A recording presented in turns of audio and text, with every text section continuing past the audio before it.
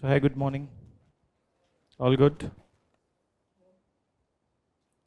So, I think last class we just wrote provisions of Raithwadi settlement. Provisions are complete. So, we'll see beyond that what was the impact. So I just want to have a look at what were the provisions. Give you a copy.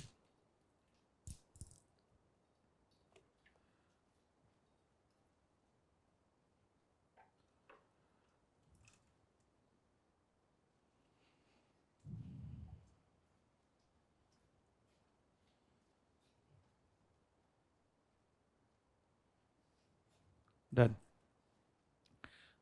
So, as already what we have mentioned that this particular settlement was little different from the permanent settlement. And in terms of provision, what was different that in permanent, zamindars were the landowners.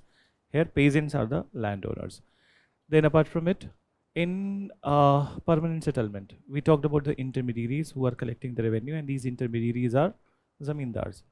On the other hand, in this one, the revenue was collected by government officials or British officials. So British officials. Then apart from it, land ownership right already we have mentioned. Then there was a provision of revision of the land revenue rates after every 30 years. So once again, that after 30 years they can go ahead with a new kind of settlement or basically new kind of tax rates. Then things like sunset clause was there in everyone, in each of them, not everyone, in each of them there was a sunset clause. We know that what is sunset clause, that if there is any default on the payment, so that may lead to snatching of the land ownership right. Then what was different from the permanent in this one? Relief. Okay, so relief was to be provided in this one. Paper पे है, reality में था या नहीं, that's a different thing. So on paper at least relief was there. And what else we mentioned? Comparative scientific system of the calculation and the assessment of the taxes. Then so in the comparative scientific system, survey was done, land was classified, and then finally what was done, that the total expense on growing the crop was to be deducted before imposing the taxes, and it was also mentioned that highest amount of the taxes or maximum amount of the taxes cannot be more than 50%. These were the main features. So let's come to the reasons for its implementation. Okay? I think this topic we haven't written. So when it comes to reasons for its implementation, so first of all, we will take a very first view, that is utilitarian view. So you can write a title that reasons for its implementation. Reasons for its implementation.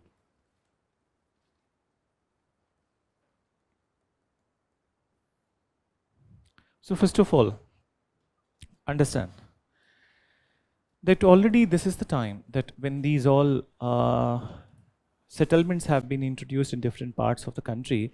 So that is also the time when that in Britain, industrial revolution already it has picked up pace. And at the same point of time, they were always in the need of the raw material. So the Indian agriculture was to be integrated. Okay? That they wanted that Indian agriculture, it must be from Indian agriculture, they must get the regular supply of the raw material then to support the British industry. And moreover, one of the biggest industry, as we all know, was the cotton textile industry. In fact, when we talk about the industrial revolution, so the very first thing starts with the textile revolution. And in fact, there was one city in Britain which was known for, which is considered to be the textile revolution of the world in the modern age. You have the idea, the name of the city. Which one? Manchester. So Manchester. So they needed a regular supply of the raw material. And for that, Indian agriculture was to be supported in a way or other way. They didn't have any option. So what to support the British industry, what they have done, that they have gone with the utilitarian view. What is this utilitarian view? It's just very simple, that when the land ownership right would be given to the peasant, when it is given to the peasant, so what will happen? Peasant will develop an emotional attachment with the land, and that's the case in all over India. That if you are from any rural part, okay, or rural or urban I would not say as much, but if this is an agricultural land, so with agricultural land, people have emotional attachment. And you must have seen in your villages, you must have seen that if somebody is selling their agricultural land and their paternal land, so it is not considered as good in the rural society of India. It is seen as something bad. Then, so it is not seen as good. I hope you must have seen कि लोग बोलते हैं कि बाप की जमीन बेच दी, ठीक है? So this is what is there. So they thought that as utilitarian view, that if the land will be given, land ownership right would be given to the ryots, so they will develop emotional attachment. And in the previous one, in permanent settlement, since they were not the land owners, so they were not investing on the fertility of the land.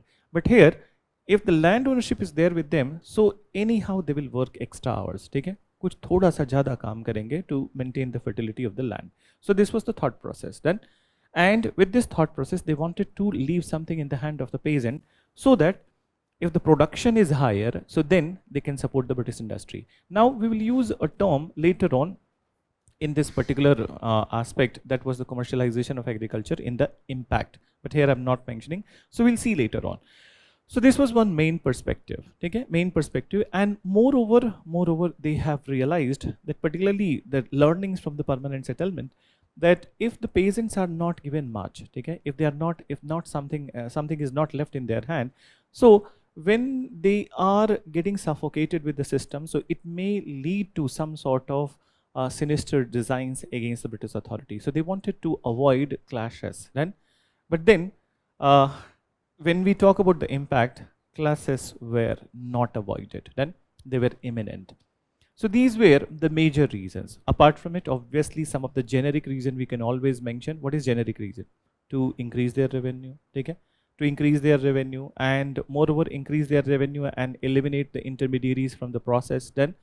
But then these are the expectations from the, or reasons for implementation. But then ground reality was a bit different than what we are seeing over here. Then, so एक बार लिखो, mention. Keeping in view, number one, keeping in view that the industrial revolution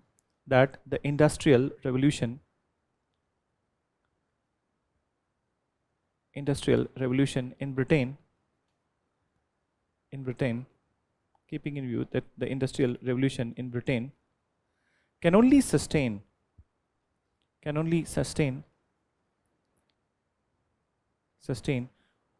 when the Indian agriculture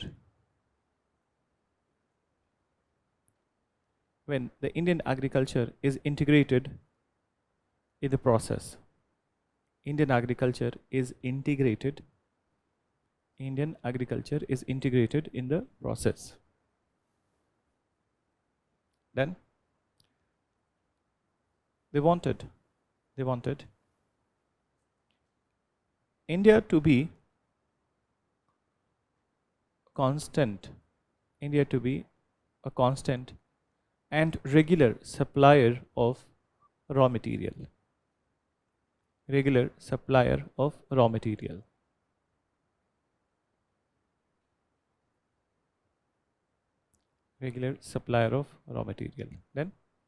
Then next point you write. As per the utilitarian view, should I write the spelling? As per utilitarian view, it was thought, as per the utilitarian view, it was thought that if land ownership is given to peasant,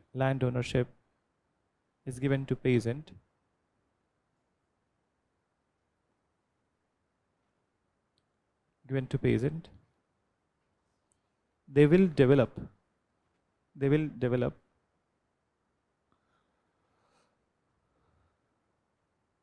emotional attachment.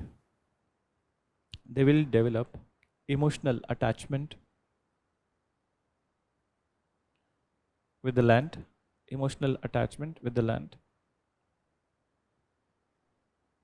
and may ensure that fertility of land is not going down.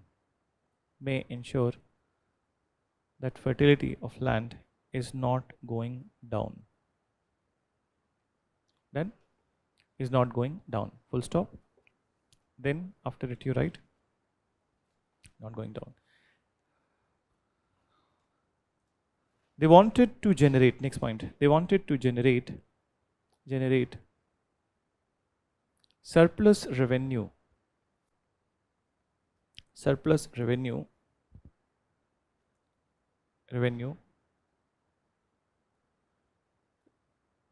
which goes for a longer duration without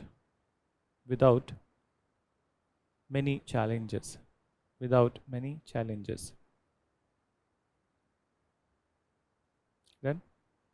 Then next you write, it was intended to remove intermediaries from the process. It was intended to remove intermediaries from the process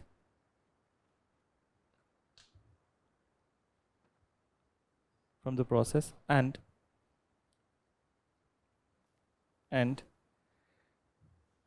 misappropriation of the funds, misappropriation of the taxes, actually not funds, misappropriation of the taxes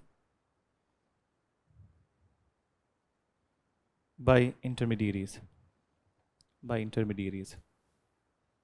Then, so these are the major reasons for its implementation. Now you write the outcome or impact of this particular settlement. So write a title, impact of the settlement. Impact of settlement. So now understand, when it comes to impact of the settlement, so there are 3-4 things that we need to mention, that not only British authority but also that present, and then we need to have a talk on the intermediaries also. So first of all, very first thing, what is the impact or what is outcome for the British authority? So though that this particular settlement in Bombay and Madras presidency, it provided enough revenues for the British authority, but it has also led to increasing administrative expense. So increasing administrative expense. So kharcha bhi bada, income bhi aaya. Then that is number one. Then it has led to this particular settlement has led an effect or created an effect in the society that is called as what I mentioned, commercialization of agriculture. So commercialization of agriculture. Now let's define this term. What is this commercialization of agriculture? Can you try? Anyone? Yeah, please. Agriculture was mainly used for plantations. Okay. Then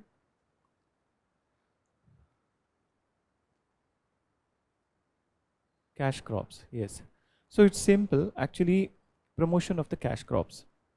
Simply, it's not plantation, it's actually cash crops. So when agriculture, see that I know that this term has been used for the first time. So then you can try commercialization of agriculture, meaning that whatever that has been cultivated, that is getting cultivated, the only purpose is to support industry, not to support your daily life needs. Then, so when we talk about the Indian economy, or basically that agriculture, so in Indian economy, we'll be reading about that Indian economy is agriculture dependent economy, and one of the very important feature is that we practice from time immemorial, we practice sustenance agriculture. What is sustenance agriculture? Sustenance agriculture is the one in which we cultivate only those crops, then so only those crops which we need on the daily basis. Then so we need wheat, we need rice, we need pulses, we need mustard, we need different kind of vegetables. So these are the things that we are using or that we are cultivating on the daily basis, that is important for our daily lives. But then what happens? What is the commercialization of agriculture? In this, rather than planting cereals, cereals, we are going ahead with some other crops which are not required in the daily life, like cotton, like jute, like indigo. Then, so these are not required. Even sugarcane also, it is not required in the daily life. So they are going ahead with the cash crops. Then now, so this is what we are calling that कि मेरे पास 10 एकड़ जमीन थी, उस 10 एकड़ जमीन में I was cultivating wheat, but now since the commercialization of agriculture has happened, so I have been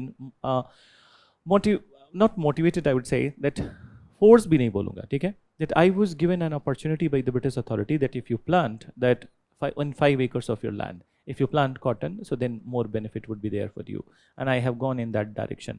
So earlier I was cultivating 10 acre mein wheat, but now I'm only cultivating in 5 acre, only cultivating wheat, and the rest of the 5 acre I'm going ahead with the any other cash crop. So this is what is called as the commercialization of agriculture. Now, when we said that we are a sustenance, we practice sustenance agriculture, meaning हम उतना ही cultivate करते थे जितना हमारे लिए साल भर का हो पाए, ठीक है. It is just like that. We are cultivating only that much amount or that much quantity of the cereals, then which is sufficient enough to support for a year. But now half of the land, suppose even 30%, 40% of the land has gone into the cultivation of the cotton. So then what it will lead to? Food crisis, food grain crisis. Then particularly the crisis in the rice, wheat, pulses. Then so this land has been diverted to the commercial crops. Then and when it has been diverted to commercial crops, so food crisis would be there, cereals, they will not be there. And when there would be less cereals or less food grains, so then what will happen? Prices will go up. It's a very simple economics. Then the prices will go up, and prices will go up, what we call this in economics, inflation. So there would be food inflation, and when there would be food inflation, so people will be running under pressure. Then so for example, एक hand से cotton बेचने से, ठीक है, ज़्यादा benefit तो मिल रहा है, that we are getting more benefit from selling the cotton, but on the other hand, since the prices have increased, so that benefit is going into purchasing the food grains. Then so in a way, it did not it actually did not lead to the improvement in the lives of the peasants. I hope you are getting it. Then so income was increasing. There was no doubt about it that with the commercial crop there was a little bit more income. But on the other hand, when the lifestyle cost has increased, cost of living has increased, so then they are spending over there. So this is the phenomenon which has happened. Now another thing, that is the intermediaries. Then so intermediaries, we mentioned that intermediaries, they intended to remove the intermediaries from the process. It is all at the level of the high officials. Then but when you go to the lower level, then so in the lower level or lower rung of the administration, there is always a corruption. Then so there is always a corruption, and intermediaries were not completely removed from the process. And there were many intermediaries who actually, okay, popped up. How they popped up? There were intermediaries particularly in the Tamil Nadu area, and these intermediaries were called as Mirasidars. Then so Mirasidars were rich agriculturalist class of Tamil Nadu, okay? Madras province particularly. So in Tanjore area, they had large numbers, and these Mirasidars, when the big revenue establishment was created, ध्यान से समझना इस बात को, ठीक है? So when the big revenue establishment was created, so what happened that this Mirasidars, they comfortably placed themselves in the revenue ranks. They comfortably placed themselves in the revenue ranks. What does it mean? When revenue department is created, so British also need, it is always a give and take relationship. You cannot completely remove the village magnates of that time. These were the village magnates. I hope you understand village magnates, meaning that those people who were the village elites then. So they cannot be completely removed, because British also need their support in knowing about the village, then what is the condition, and moreover, since they are the people who have the power, then so they needed the support. So what they have done, that these people have got the appointments in the revenue departments. And as you know that revenue department में बहुत सारे ऐसे post होते हैं, जैसे for example in the modern times we use the word lekpal. Have you heard about it? Patwari. So many such posts were created, and in these posts they were comfortably placed. Now I will relate this particular topic to the modern times also, but just understand what they are doing. After getting their appointment, what they did. So after getting their appointment, since they were in the revenue department, they knew that from where the canals will be created, okay, where more irrigated land is there. Then, So they started buying the lands which were highly irrigated, okay, where irrigation facilities were very good, and it is the Madras province. So we are not talking about North India. In North India, irrigation का कोई issue नहीं होता है. Why so? Monsoon rains are there. But in South, irrigation was the one of the main concern.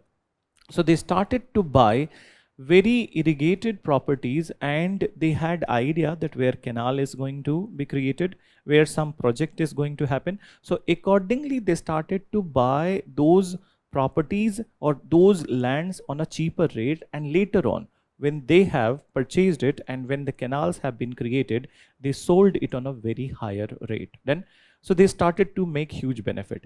Moreover, and from whom they are purchasing, since the ryots or the peasants have the land ownership right, so they are purchasing from the ryots.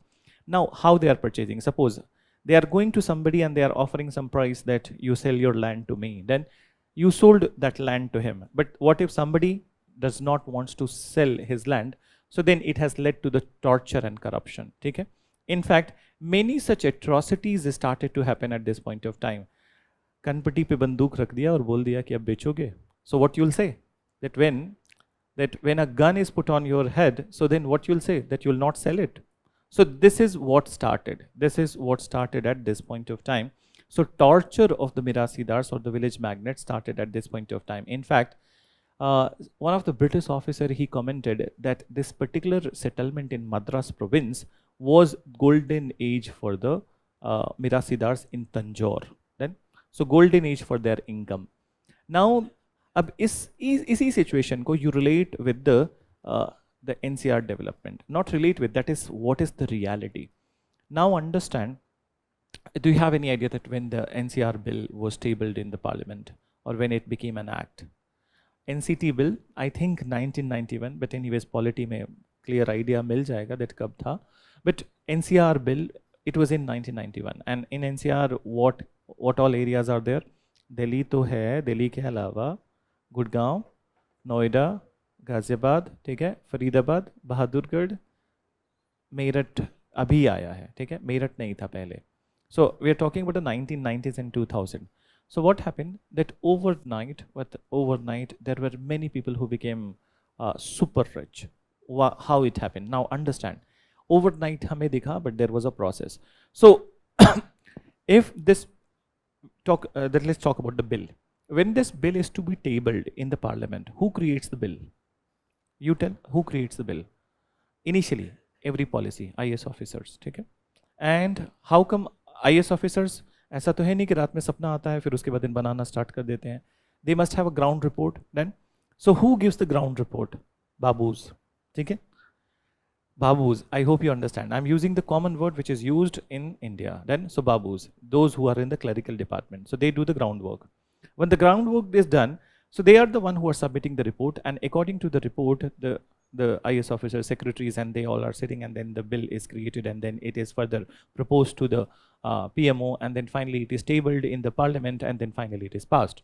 So when you understand these all layers, so now since the Babus are the one who are the initial creators, then clerical department are the initial creators, they know that which development plan is there. So they had the idea, very fair idea, that where IT city would be created, where industrial city would be created, where sports city would be there, from where 6-lane road will be passing, from where some other facilities would be there, where would be the school, where would be the other educational institutes.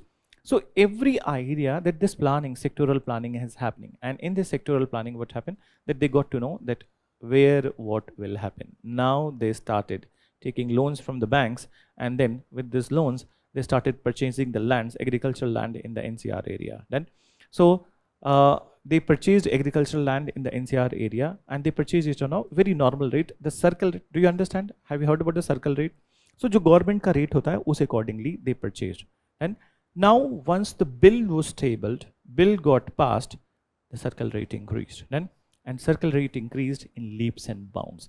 So it's a reality, not an exaggerated fact, that when this bill was tabled and it became an act, so the people who purchased a land in 5 lakh, they got income of near about 1.5 crore.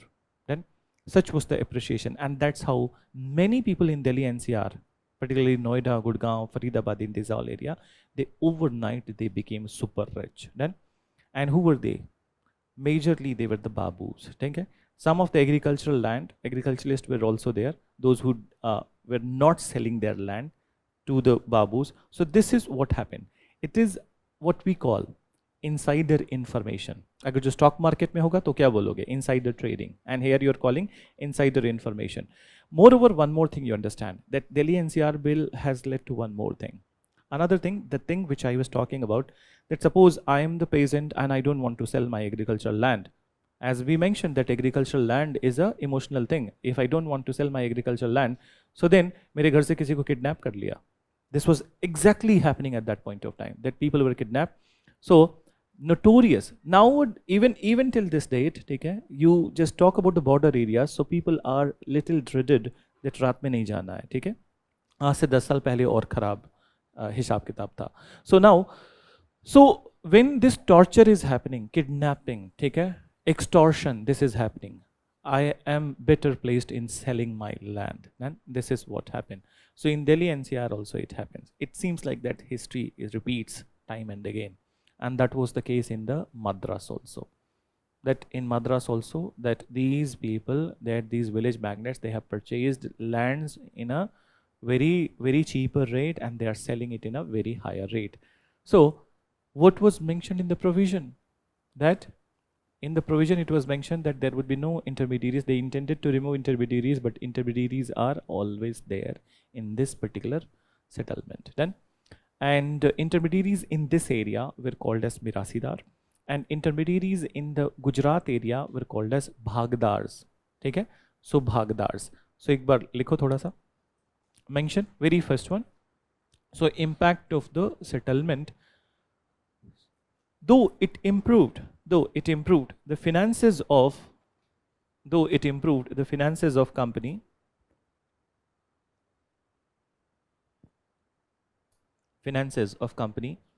but at the same time,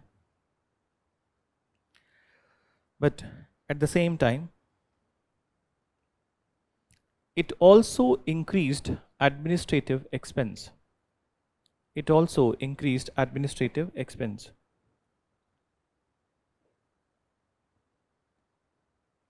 Done. Then next point you write. Second point, this settlement promoted commercialization of agriculture. The settlement promoted commercialization of agriculture.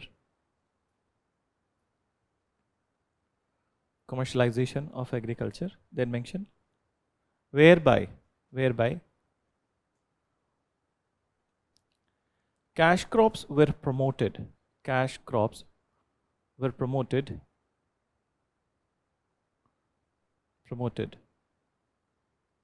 example, cotton, sugarcane, jute, etc. Whereas jute would not be applicable over here, it is in Bengal. So you can cut jute because it is not applicable over here. Jute and indigo is majorly there in the eastern India. And so here cotton and sugarcane is the major crop. Then further you write after it, jute cut go. Then it led to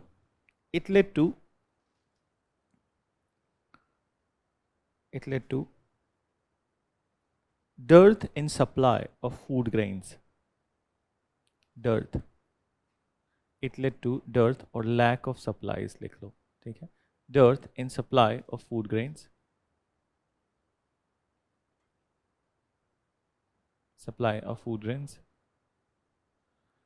Due to demand supply gap,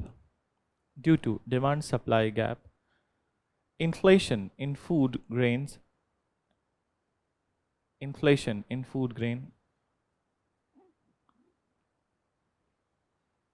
became a reality. And life living cost increased.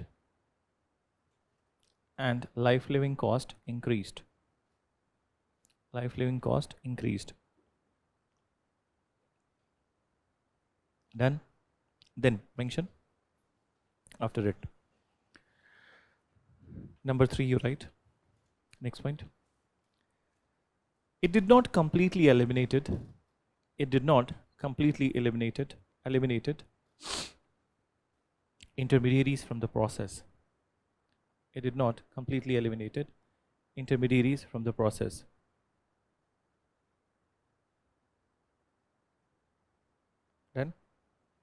Then mention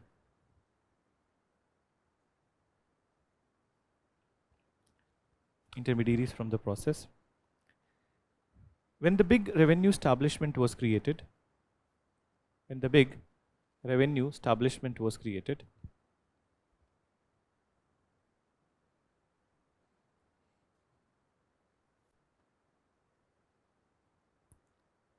these intermediaries which included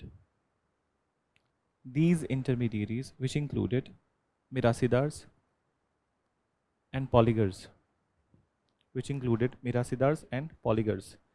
I'll write the spelling of polygars. Mirasidars and polygars.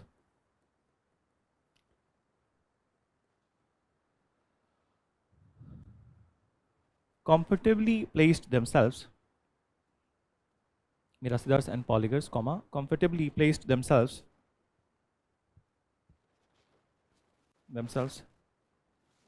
in the different ranks of revenue department.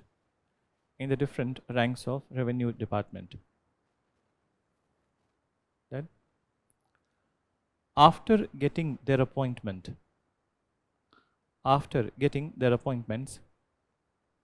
they purchased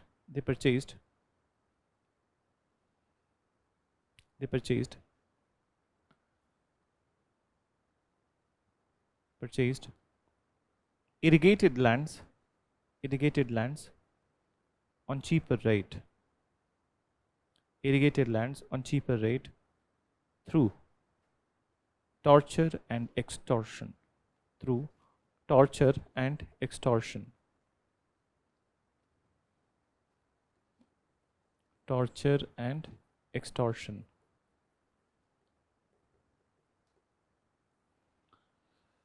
It further increased corruption. In the revenue department of government.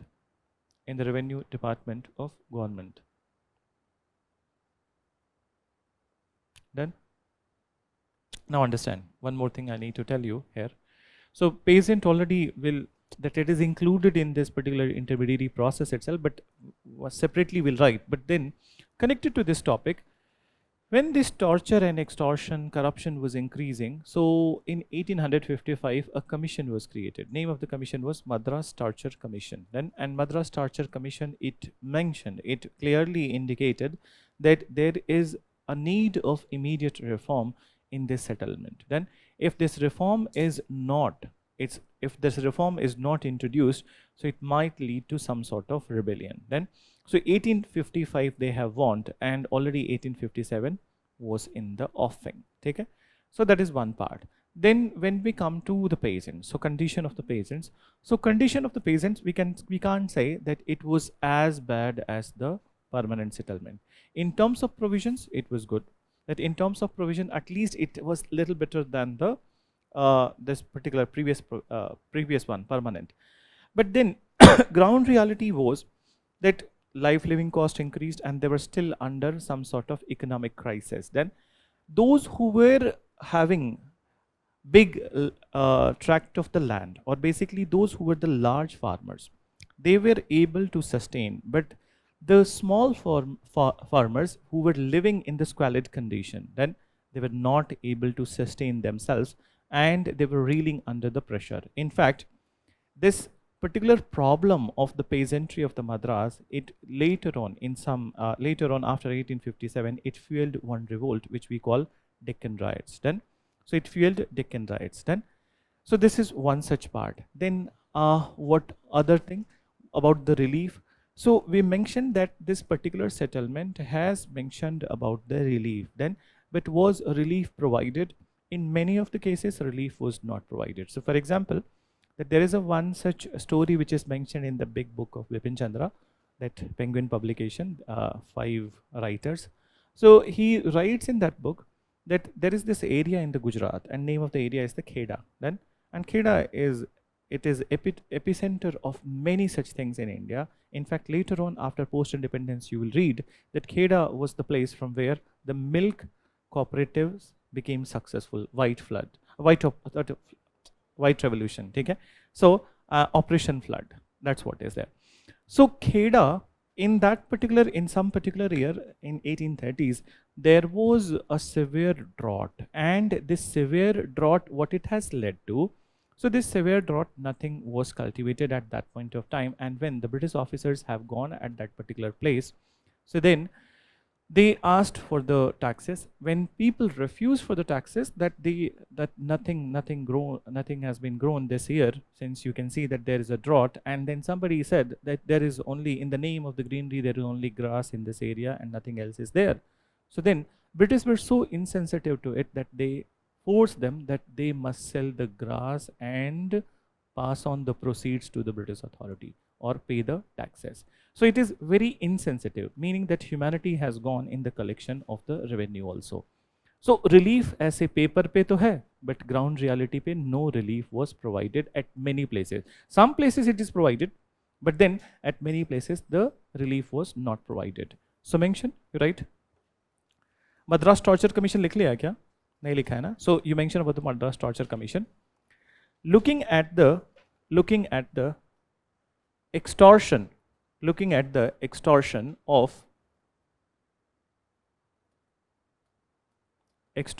of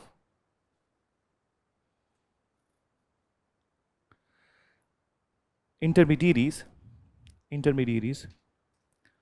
Madras Torture Commission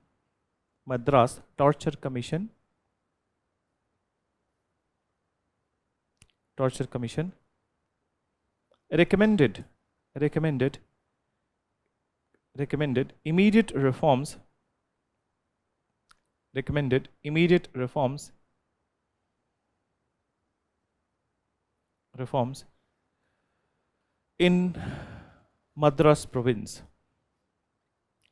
in 1855. Then full stop. Then further write in 1855.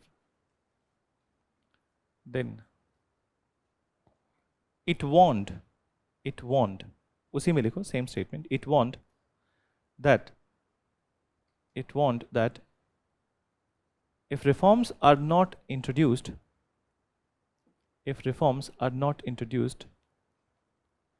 it may lead to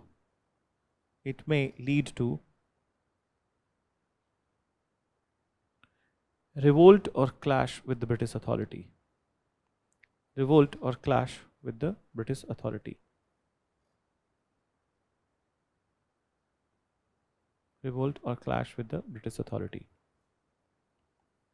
Next point. Mention.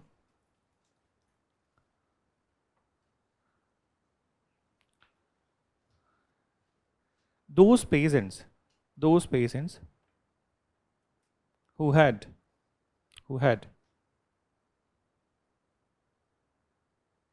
bigger land holding,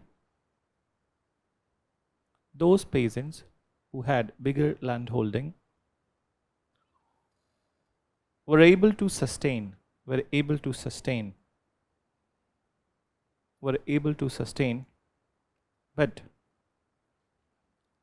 the ones, that ones wala numerical ones, ठीक है? Sometimes it leads to confusion. So the ones, this one you write,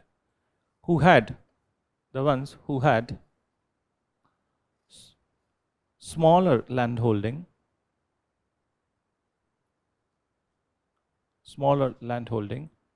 were pushed to margins,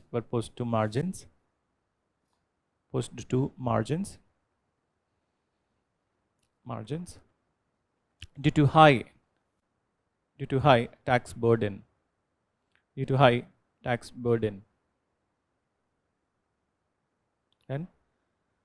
And they were living in a squalid condition. They were living in a squalid condition.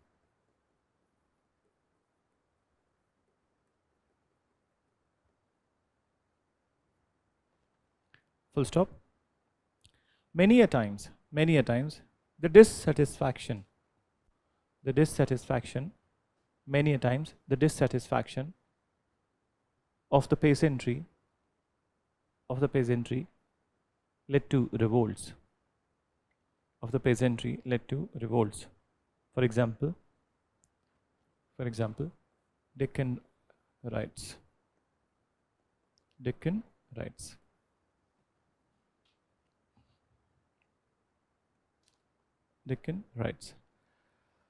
Then, so this is one part. एक और last लिख लो, ठीक है?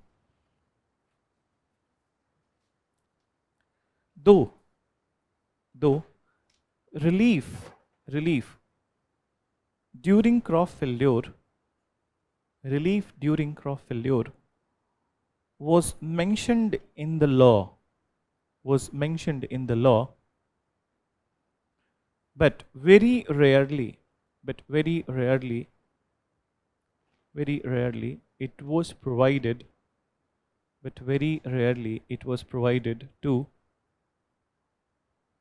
the peasants.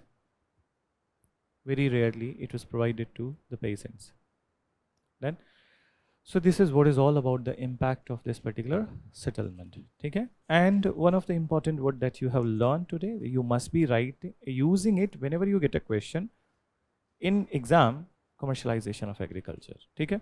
So see that some of the keywords are important to be mentioned in the exam. That's how you fetch extra marks. So let's go to the next topic. So this is all about this particular settlement. Now let's come to the Mahalwari, the last one. Mahalwari settlement.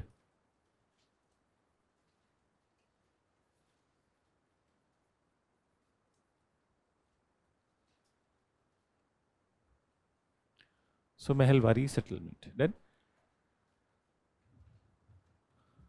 so listen, that when it comes to Mahalwari settlement, so initial things, that who introduced it. So already there was a buzz in the North India that what kind of settlement would be there right from the 1810, but we need to write about the exact year. So it is 1819 when Holt Mackenzie has introduced it. So Holt Mackenzie has introduced it in northern India. Then, and later on it was further extended to northwestern India by Martin Bird. Then, so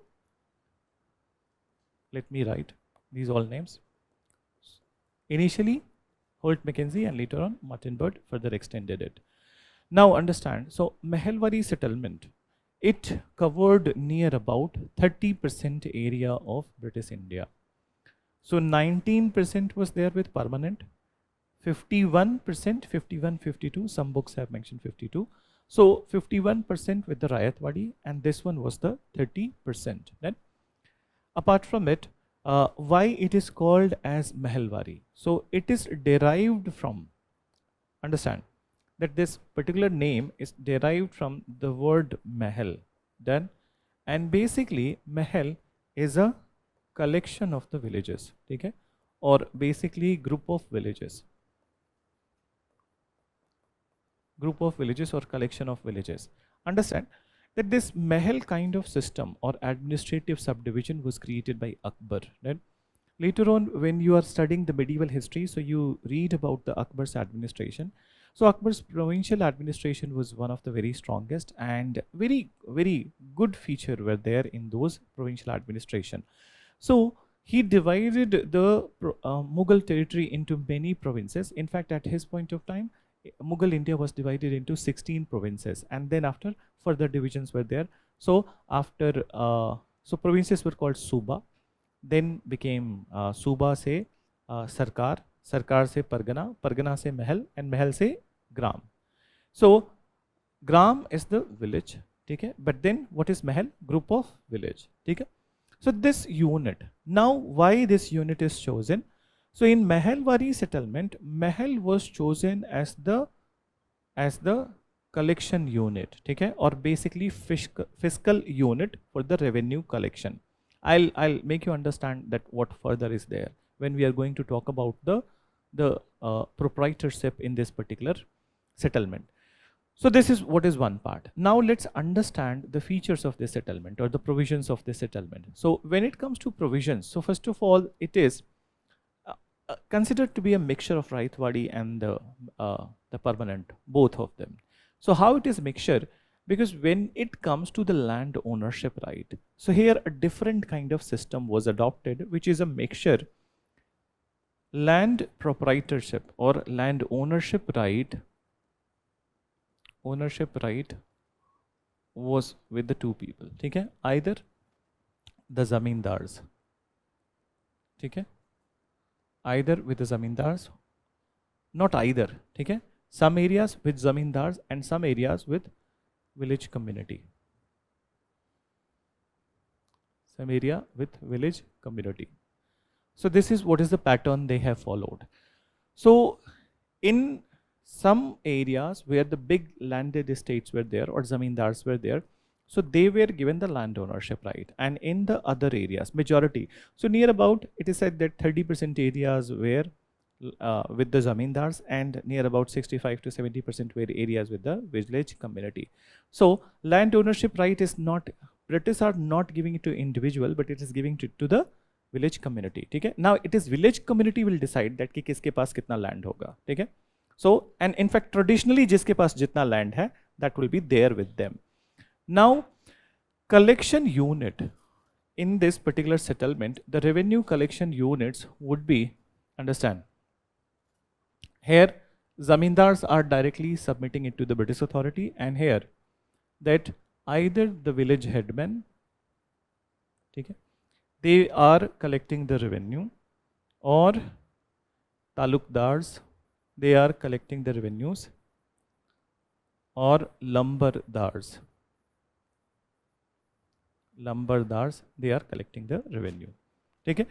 So village headmen or talukdar or lumbardars, I think those who are from the northwestern India, they know this last name lumbardar. आज भी use होता है हरियाणा में, राजस्थान में, ठीक है, even in Punjab, even in western UP. So these are the terms. And talukdar, taluk meaning जो the person who is collecting the revenue from the taluk, ठीक है, that is talukdar. So these are just local names, but they are, what are they? Intermediaries, ठीक है. And here these intermediaries, it is not about sharing mechanism, they are given a fixed salary for this, ठीक है. So they were given a fixed amount for it, for the collection of the revenue. It's not that suppose they have collected 10 lakh rupees from one village, that one village headman. So it's not like that कि 10 lakh में से share होगा. He will be given a particular fixed amount. Then, so it was not sharing from this, a fixed amount he was given. Now this is the system which was followed in this one. And moreover, when it comes to, okay, the rate of the taxes, so in this the rate of the taxes were highest, okay, were highest. You know what British demanded with this village headman, okay, that whatever be the production का 2/3, okay, they need. So 2/3 they need, near about 66 to 67%. So that is too much. Then that it is the highest amount of the taxes which is mentioned on the paper, and it has further led to the impoverishment of the peasantry. Then, so this was the provision. You write, mention. एक बार लिखो. So you start with very first one. यहाँ से start करो. It derives its name from the mahal. It derives its name from the mahal, which means group of villages. Which means group of villages.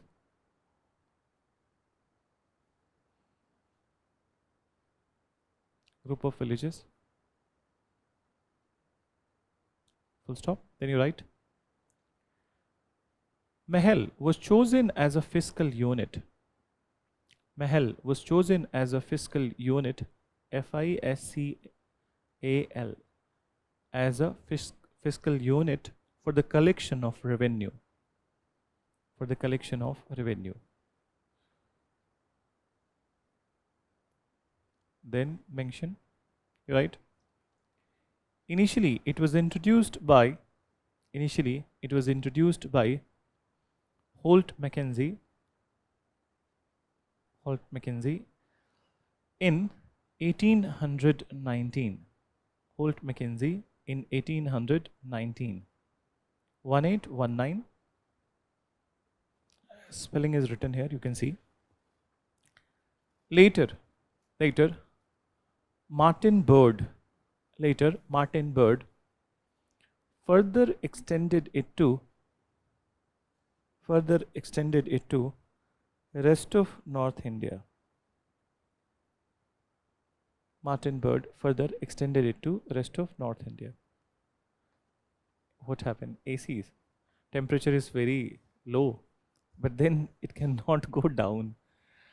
I'll give you one option, you can change seat. Temperature cannot go down, particularly in this AC, because it's centrally controlled, and if the temperature goes down, so then there will be difficulty for me. So basically, this one also, वो भी ठंडा कर रहा है, दोनों तरफ से आ रहा है, तुम उठो, तुम यहाँ बैठ जाओ. So this AC cannot be disturbed. You guys can accordingly choose your seats if you have the problem. Rest of the ACs can be altered, but then this cannot be altered. Then, so I'm sorry, because it will create difficulty for me. See that you guys, I understand that you guys are comfortably placed. You are not doing any activity except writing. So then it is okay for you, but we speak all the time. Then it needs more air. So I don't want to share those bad things which has happened. Okay? Life is more than that bad things. So let's come to the good things. So there are people who have fainted because of non-performance of the ACs, then including me. So yeah, it has happened in one of the class. I fainted last year. So I don't want to repeat that. Just understand. So what we are talking about? What is the last line? North India. Okay? Then uske baad likho, after it covered approximately 30% area. It covered approximately 30% area of British India. 30% area of British India. Provisions में लिखो. Provisions.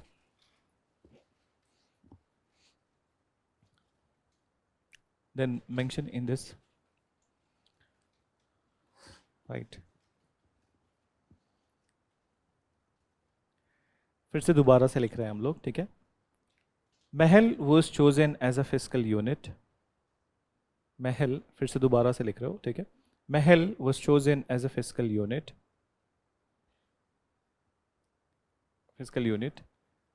And revenue collection rights or revenue collection agreements लिखना. Revenue collection agreements were signed with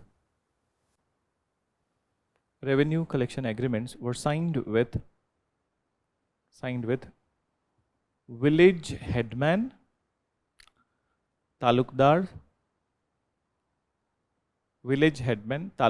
or lumbardars.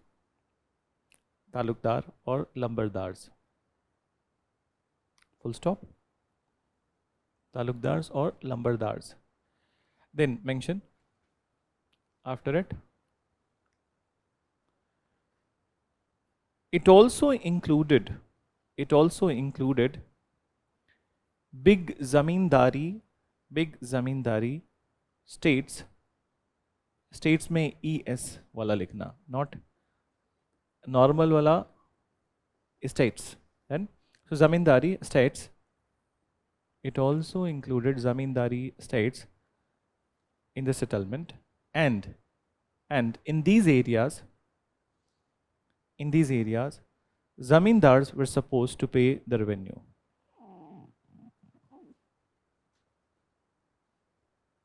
Zamindars were supposed to pay the revenue.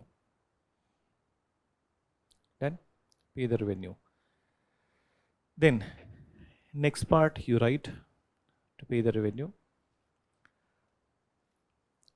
The proprietorship. What do I mean by proprietorship? Batao, I'm using a different word. Ownership. Good. So right, the proprietorship, and चाहो तो brackets में लिख लेना for your understanding.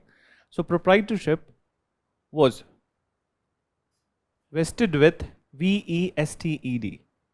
Proprietorship was vested with either village community or the big zamindars. Either village community or big zamindars.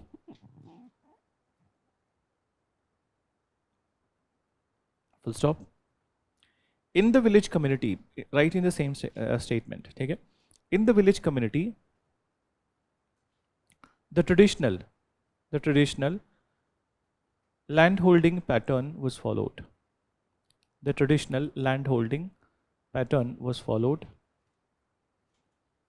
Traditional landholding pattern was followed. Now, what do I mean by this? Can you explain? Traditional landholding pattern. Village के अंदर जिसके पास जो जमीन है वो उसी की है, ठीक है, वो हेरिडिटरी होगा, that will be transferable. So that's what I am calling. So if you want you can write in the brackets. It means people continued with their traditional landholding. It means people continued with their traditional landholding, which was hereditary and transferable. People continued with their traditional landholding, which was hereditary and transferable.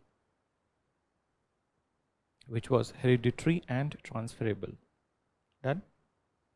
Then mention hereditary and transferable. Full stop. Then let's come to the next part. So just listen one thing. In this settlement, what were the other provisions? So when it comes to the other provisions of the settlement, one of the prime feature of this settlement was the survey. Okay? So not just the survey of the land, measurement of the land, and it has started a new thing in the land revenue settlement of India. That is, not only the land was surveyed, it was measured, but also the map of the land was created in a register. Okay? So map of a land was created in a register which has mentioned the land holding. This is the beginning of the land record, maintenance of the land record. Then moreover, we will see that was it a successful or not, but then land record maintenance started. Now let me tell you one thing, that India's independence, and there were many challenges before the newly created government of India, and one of the challenge was basically that land reforms.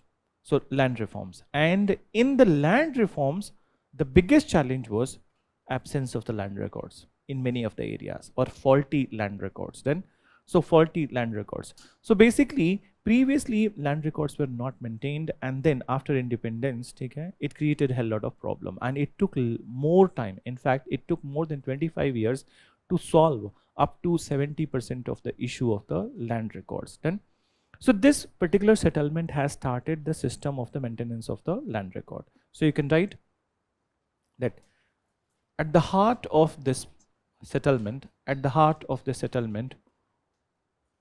was land survey, measurement,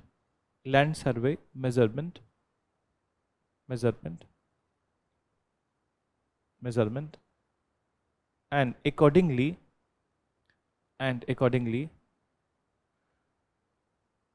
creation of the map of land in a register, and accordingly creation of map in a register,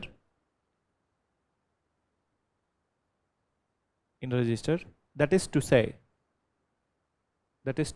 it started the system of, it started the practice of,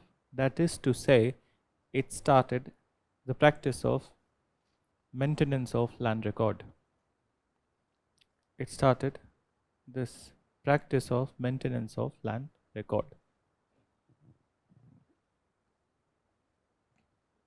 Done. So this is about this land survey part. Beyond that, we don't need to write much in this particular settlement. Okay? And moreover, here also the similar conditions are there, that if the payment is not done on time, okay, default on the payment has happened, so it will lead to the, particularly in the village community, okay, in the village community it will lead to the, oh sorry, we need to write the taxes also, वो भूल गए, एक बार लिख लूँगा, but समझ लो. So snatching of the, not snatching, the breakage of the agreement which is there between the British and talukdars, and in the landed estate British can confiscate the land of the zamindars. So एक बार लिखो, in case of default on payment, default on payment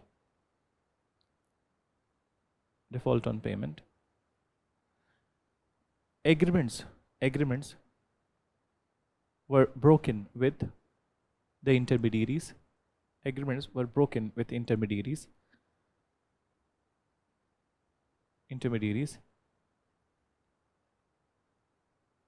and it also led to snatching of land ownership right.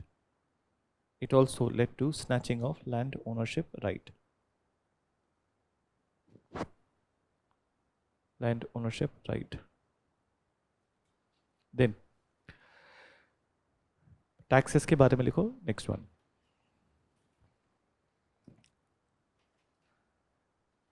the demand of the British authority was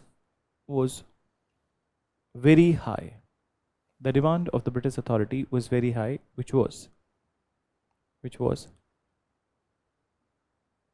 two-third of the entire land revenue.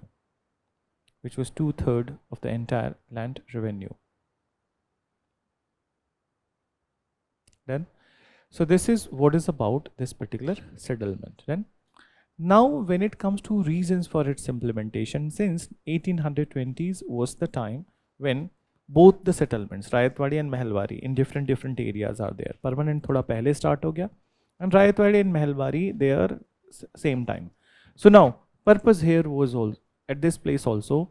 The first purpose was same, okay, that they wanted that particularly this is the area then from where they very fertile area, so they needed the raw material. And in fact, one of the misconception, which is not misconception but myth that we go through, that ki cotton cultivation Punjab mein nahi hota hai, theek hai.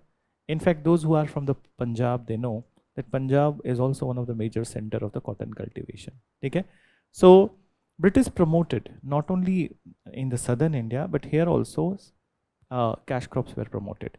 For example, the sugarcane part, sugarcane, it is mainly suited to which area? Can you tell me that which area is suited for this particular sugarcane cultivation? I think बात किया था हम लोगों ने पिछली class में, permanent में बात किया था क्या हमने? Didn't we talked about the sugarcane? Maharashtra, nowadays Maharashtra has become, but Maharashtra is not best suited for it. Uttar Pradesh में कौन सा part? Western UP, this is what is the irony. Sugarcane is a water intensive plantation. It has an 18-month cycle. Then, so it has an 18-month cycle, and moreover, this 18-month cycle, it needs water logging for a maximum duration. Then, so do you believe that in Western UP water logging will happen? It does not happen for the longer period of time. It is Eastern UP and Bihar and Bengal. They are the best suited for this particular sugarcane cultivation. So as the coastal areas of India, then where basically the tropical zones of India where sugarcane cultivation can be promoted. But the problem with the tropical, that coastal area of India, very less plain ground is there. Okay? Sloping ground is there. So बारिश तो होती है, but water logging नहीं होता है. So that is a problem. In Tamil Nadu, there are some belts where the cultivation of the sugarcane happens, and in Maharashtra also, it's a new phenomenon which started after the India's independence, that in Maharashtra many sugarcane cooperatives emerged. Then, in fact, our highway minister, okay, his family also have a background in the sugarcane industry itself, sugarcane cooperatives. So Maharashtra is one of the major zone, but in reality, God wise, ठीक है, God की मर्जी wise, it is basically Eastern UP and Bihar and then Bengal. These are the areas. Now the cultivation of sugarcane, when it is going to start in the Punjab, it is not suited for the Punjab, and 18-month cycle, it is not suited for the Western UP. I think, acha, how many of you are bit aware about this particular farm bills? Have you read about the farm bills? That what were the provisions and what all not were there? I know that, and you know that controversies were there, and very controversy, that good enough controversy got created, and then after we all know that what happened at that point of time. So I would just like to bring one corollary from here. In Western UP, if you go there na, so in Western UP, particularly the area of the Samli and Muzaffarnagar, who all are from Shamli and Muzaffarnagar, that area, closer to that area? Anyone in this class? Sugarcane cultivation is very high. Then, so sugarcane cultivation is very high. The reason being, देखो थोड़ी class drag हो जाएगी, and I don't want to drag. If you want to know, then only I can talk about the green revolution and these all parts associated with it. So it will be as per your wish. You want or not? Don't? So just listen. See, 1965, India-China war. Then India-China war, and we were in a precarious situation. Very precarious situation. Then, and moreover, on one hand, India-China war is happening, and on the other hand, there was a issue of the food grain, or actually dearth of the food grain in India. Then at that point of time, in 1965, 66, 67, that USA has provided a help to India. The name of the scheme was PL 480. Then, so PL 480, what was this PL 480? US provided us which particular commodity? Wheat. Then, so US provided us wheat to support us immediately. Then, that was the time when our Prime Minister, then Lal Bahadur Shastri, so he has given an appeal. He has made an appeal to all over India that we must start fasting. Such was the food grain crisis in India that he appealed that we must start fasting. And that's how actually this Mangalwar ka Vrat, Sanivar ka Vrat, these all got promoted from that time. And his appeal was learned, it was very much, people paid heed to his appeal and people started doing the fast. His idea was that if we are fasting, though for the spiritual purpose, but in a way that food which we are saving for the 3 days, it can fill the stomach of the many people who don't have the access. Then, now another thing, he gave a slogan, Jai Jawan, Jai Kisan. Okay? So Jai Jawan, Jai Kisan. Now Jai Jawan is all related to China war. Okay? And Jai Kisan, because there was a need to promote agriculture and there was a need to give encouragement to the agriculturalist. अब ध्यान से समझना इस पूरे bill को, and then I'll relate it to the farm bills also. So now understand, after this what has happened? 1967, okay? India's 5-year plans, they were stalled. Then पढ़ोगे in economics में 5-year plan चलते थे, बीच में रुक गए, ठीक है? And rolling plans were there because we are just in the war and 5-year plans cannot go. So rolling plans were there for the 3 years, and that's the time when it is said that M.S. Swaminathan, okay, he was the father of the Green Revolution in India. So Green Revolution was introduced. What was this Green Revolution? In fact, this Green Revolution was basically the external application of the US scientific development in India. Now, US, as it seems in 1960s and 65s and 67, US is providing us help. We may consider that US is a good friend, or US was generous. US was not generous at all at this point of time. Now, what was this Green Revolution? Please understand. Green Revolution was all about the hybrid seeds. Then, so introduction of the hybrid seeds in India, and with the hybrid seeds, the production will be higher.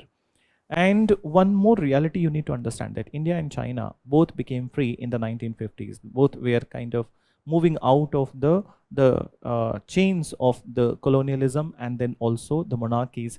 So they were free at the same point of time. Their economy was similar, but then the agricultural productivity of the China by this point of time, it is 6 times higher than the India's agricultural productivity. So India had this issue of the agricultural productivity. Now at this point of time, US, what it has said, that if you are going with the hybrid seeds, so then the production would be higher, there would be no scarcity of the food grain. And in India, what was cultivated by this point of time? So we have the traditional varieties of the wheat, traditional variety of the paddy, and these traditional varieties, though they didn't had much yield, but then you understand one more thing. when we are using the traditional variety, on one hand, if I keep traditional variety of wheat, and on one hand, if you keep the hybrid seed, which has more nutrition, traditional varieties, it has more nutrition. Okay, all the essential minerals, zinc, manganese, they are there then, and it has those phytovitamins also, so it is more beneficial. Okay, but hybrid seeds, they are not having that many nutrients. Another problem, the biggest problem, why we don't consider, or why we are not saying that it was a generous thing on the part of the US, because it was a neo-colonialism and multinational dominance in the world. Hybrid seed के साथ एक problem होती है. In your bio or science and technology, you will get to know that they don't have the second generation. If you are cultivating hybrid seed this year, तो ऐसा नहीं है कि उसी seed को अगले साल लगा के फिर से कर लिया. You can't do that. So hybrid seeds are, their life cycle are just for 1 year. So every year you will have to buy hybrid seed.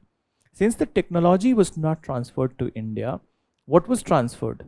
The only hybrid seeds. Now, so from where you'll be purchasing the hybrid seeds?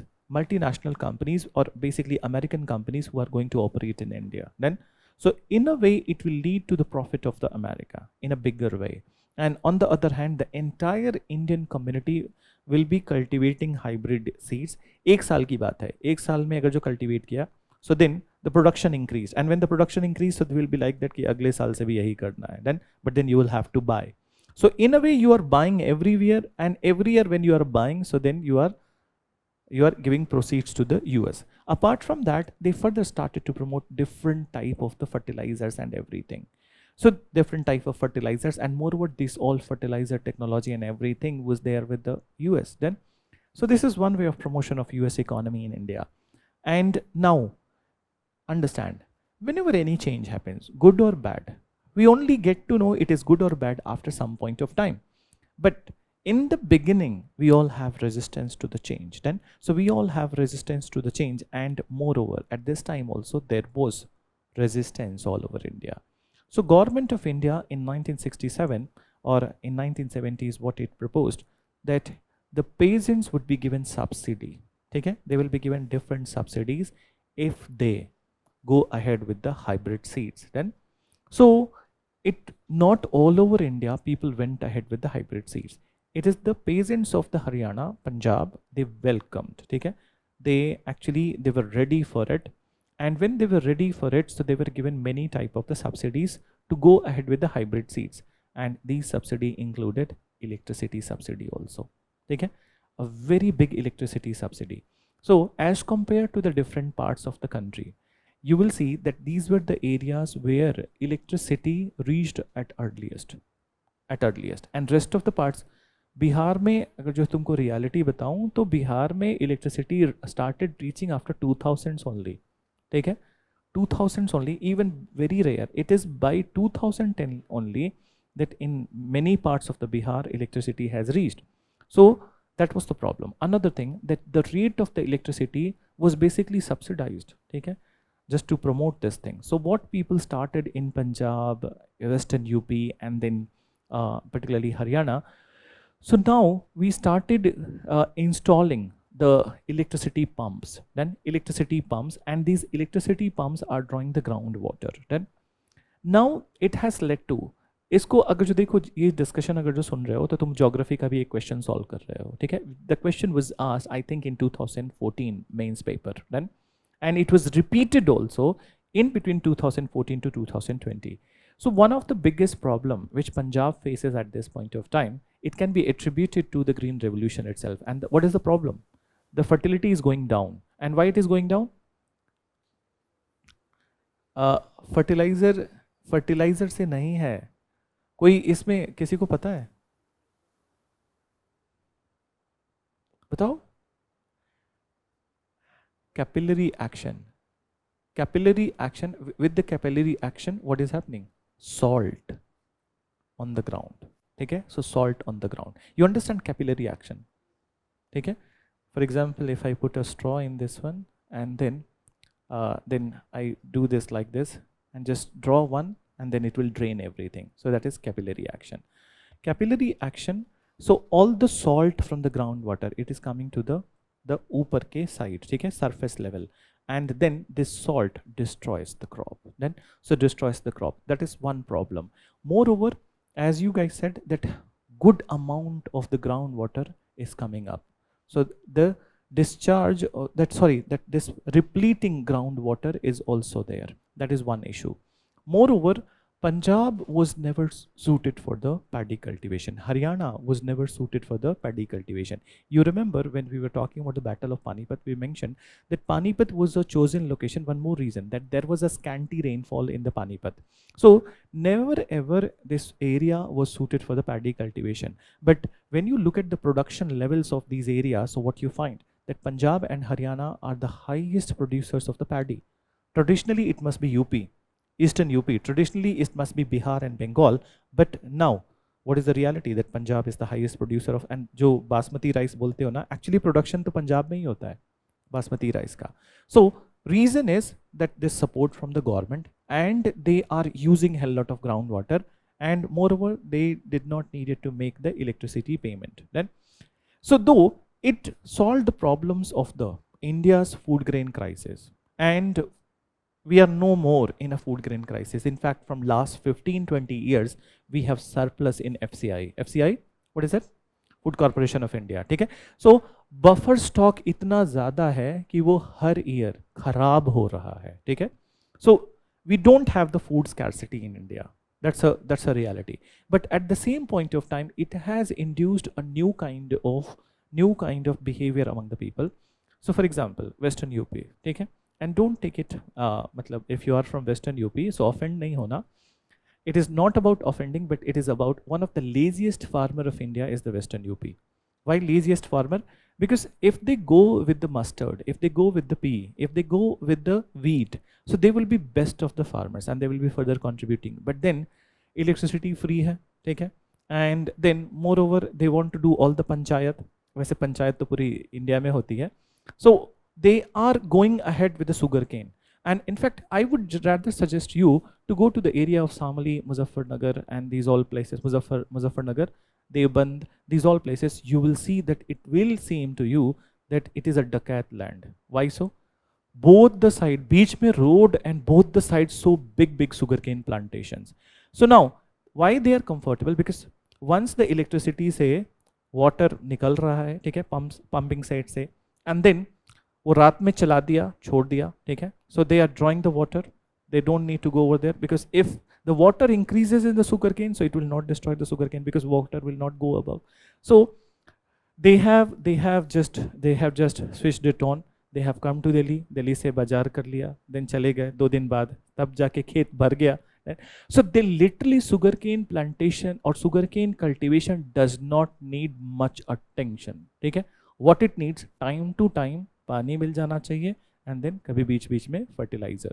So this way they are not doing anything in the field what they were supposed to do, and moreover they were also creating a problem, that is the problem of the Punjab. Okay? Now let's come to the farm bills. So I will not say much about it. I am just trying to bring some of the critical points of it.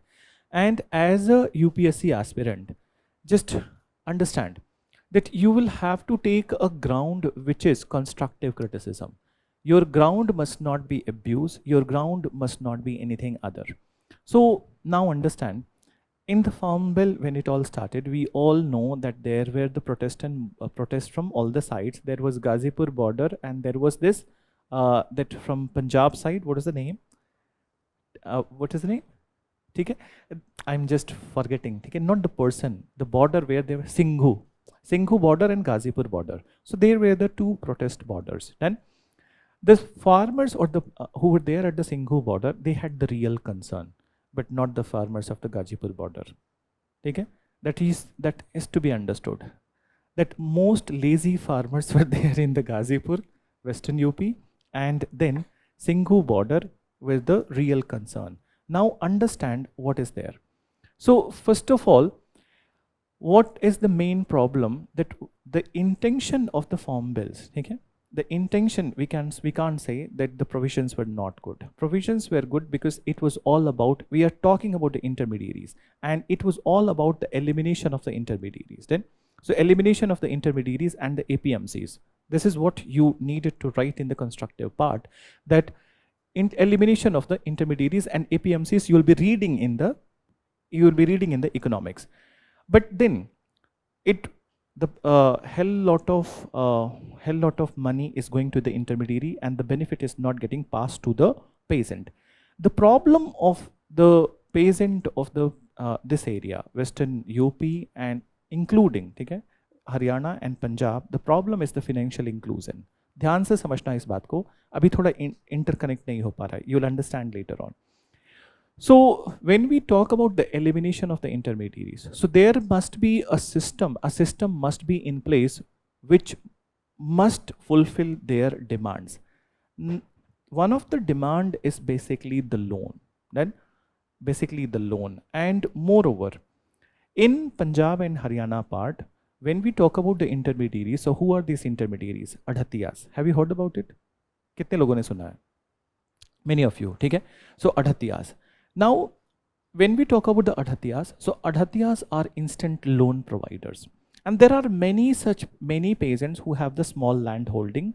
And moreover, Adhatiyas are considered to be highly trustworthy in this society. Okay? So highly trustworthy because they provide instant loan immediately. Okay?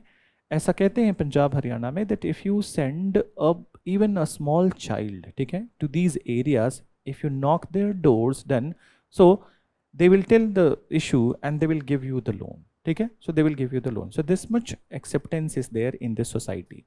But then the problem with this intermediary, the interest rate. Interest rate is very high. How much? 20%, 18 to 20%.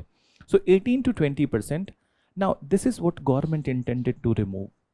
That one of the process that government intended to remove, that people must not be moving to these people who intermediaries and taking the things from them. So when we talk about the agricultural loan from the government of India side, right from the very beginning, right from the independence, so what is the rate of the agricultural loan? 2 to 3%, ठीक है, उससे ज़्यादा नहीं. So it is almost manageable if we get the loan. But the problem with this loan, that we do have two options. एक बार ध्यान से मेरे को बताना, ठीक है? That we do have two options. If I'm a small farmer, so I have an option to take a loan from the government and loan from the Adhatiya. So कौन सा loan जल्दी मिल जाएगा? Adhatiyas, ठीक है? And what if that by the today's evening somebody is ill in my family? So then definitely if there is an emergency in my family, so from where I'll get Adhatiyas? But when we talk about the financial part or financial aspect of the government, the loan is a very tiresome process. 1 lakh loan लेने के लिए, this is a reality that many a times you will have to pay 20-30,000 corrupt money. Okay? It depends. Some places good officers are there where you don't need to pay the loan, pay the corrupt amount, but majority of the places the people will have to pay extra amount to get a loan of this much. Then so at the end of the day 2%, 1 lakh का 2% कितना हुआ? 2000. Then but they are giving 20% extra. So बात तो वहीं पे आ गई. And moreover, the financial loan or basically institutional loan, it takes time. Okay? You will have to go time and again you will have to go to the bank. There is one more problem from the government side, and it is not just, it cannot be attributed to one government, but it can be attributed to the last 70 years development in India, that financial inclusion is still not the way it was expected. Then so it's not the way it was expected. Now you tell, ठीक है, you must be belonging to the villages. क्या तुम्हारे गांव में कोई bank है? 4-5 गांव मिला के एक बैंक होता है. This is a reality that between 4-5 villages there is a bank. So obviously there is a hell lot of crowd in the bank. Then so when there is a hell lot of crowd in the bank, so obviously the loan cannot be disbursed very quickly. So there is a delay in the loan process. So this is the reason that people generally go ahead with the Adhatiyas. Okay? For removal of the intermediaries, the government organizations then, or basically the government functionaries, they will have to think and rethink that first of all, financial inclusion must improve. there must be access to the institutional loan. And another thing, this is constructive criticism we are giving.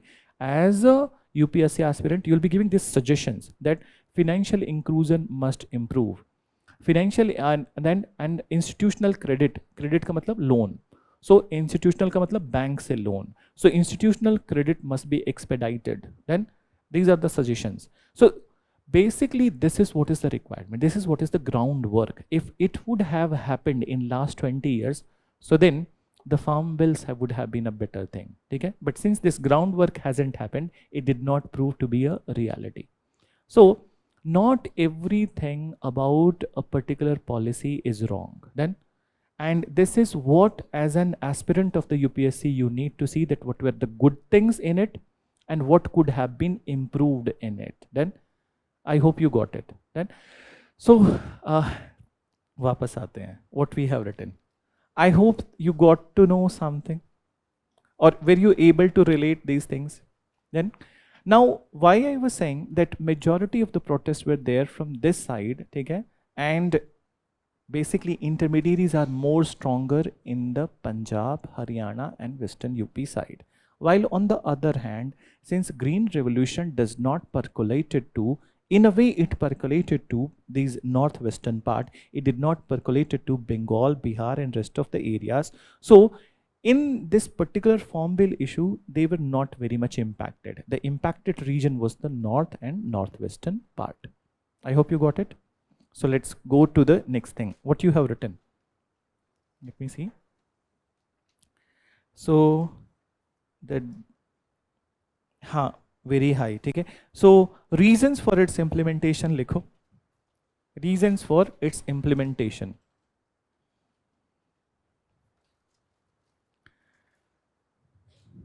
Then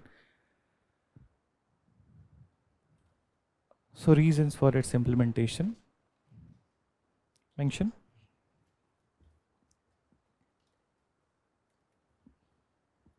British authority were desperate.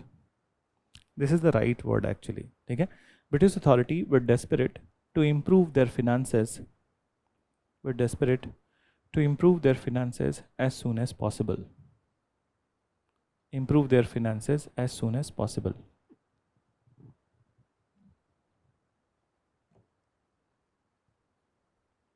As soon as possible. Then next you write.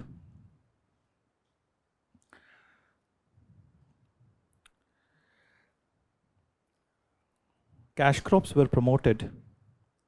Cash crops were promoted. Were promoted to support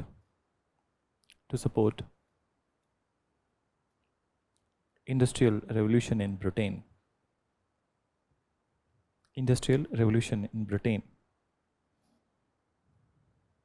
Full stop. Then mention. Number 3, intermediaries were incorporated. Intermediaries were incorporated in the process. Intermediaries were incorporated in the process.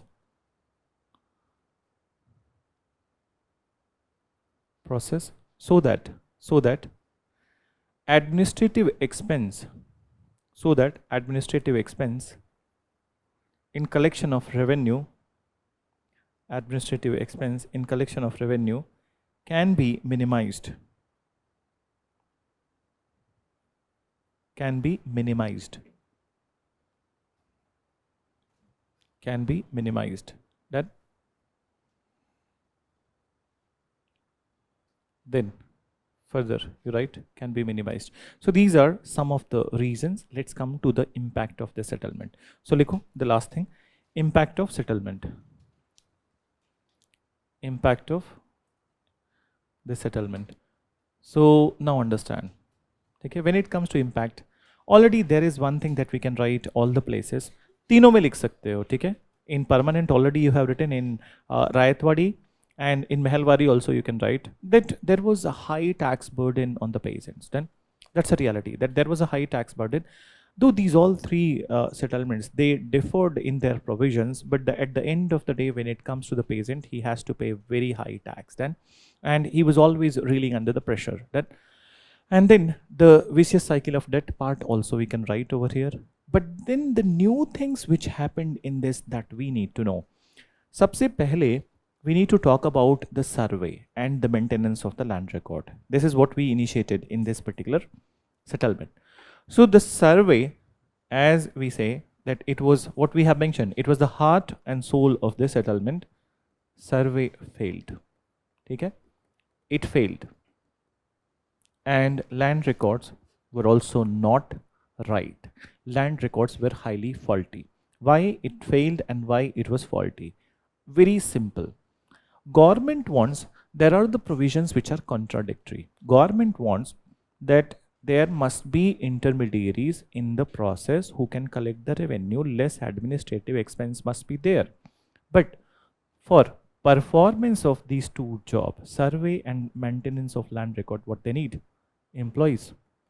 Large number of employees in revenue department, but there are very less number of employees. So when there are very less number of employees, so what will happen? It will fail. कैसे fail हुआ? एक बहुत simple सा example है. Suppose that if 10 officers are required to measure the land of Karol Bagh, ठीक है? But then the task has been given to one person. So what he will do? कर ही नहीं पाएगा. पहली बात, ठीक है? That he cannot do. And then anyways he need to perform his task. So what he will do? Rather than, have you seen that land measurement कैसे होता है?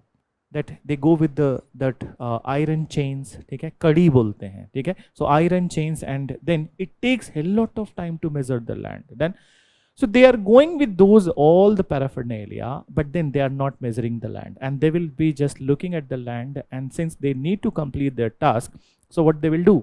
That देखने में तो लगता है 10 एकड़. Let's write it. This is what. So they will be writing it on the basis of their common sense. And you know, in some places, common sense is nonsense. Then, so this is what started to happen at this point of time, that over assessment of the land or faulty assessment started to happen. So they are done with their record. ठीक है? कि किसके पास कितना land, किसके पास कितना कम, कितना ज़्यादा. But at the same point of time, is it right? Because the land is not measured.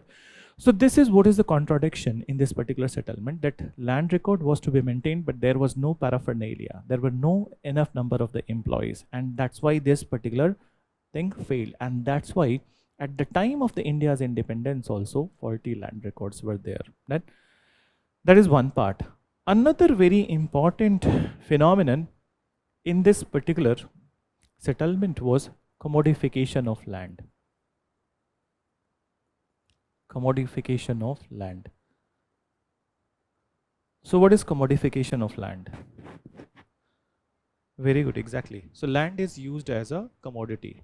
Basically, what we call commodity, any such thing we call commodity which can be easily sold and easily purchased. That is a commodity. So your phone is a commodity, easily sold, ठीक है? Purchase भी कर सकते हो.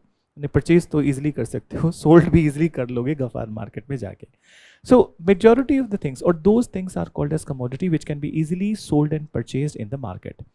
When it comes to land, so land was actually not a commodity, and land easily sold नहीं होता है. Purchase तो हो जाए शायद, लेकिन सोल्ड में टाइम लगता है. So it takes a lot of time. But then such an environment was created in the area of the Punjab, Haryana, Western UP, these all Rajasthan, that such was an environment which was created by the British authority, that there were large number of the moneylenders and the people who were ready to buy the land on a cheaper rate. So British facilitated development of a land market in which the land can be sold easily and it can be purchased easily. And as such, what happened? Suppose एक बहुत simple सा example दे रहा हूँ, ठीक है? That you are a patient, then, and you need to make some payment to the British authority, and that payment is 2 lakh rupees, and you don't have the resources because there was a marriage in your family, and then you don't have the resources.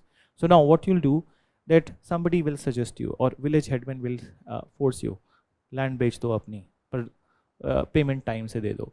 So you will be going to sell your land. You are going in the land market where many moneylenders and many such people are there.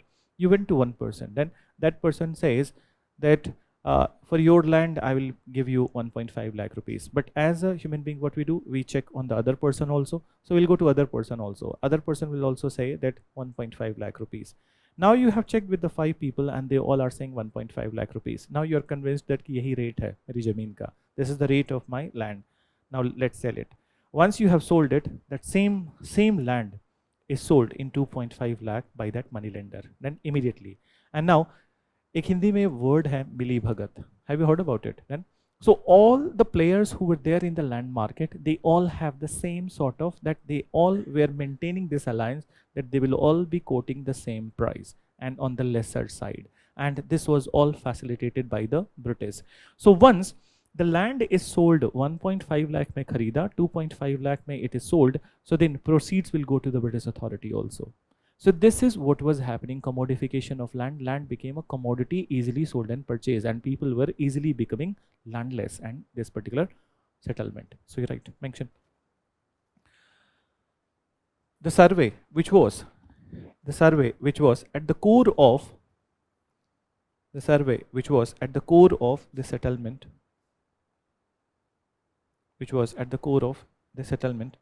failed miserably.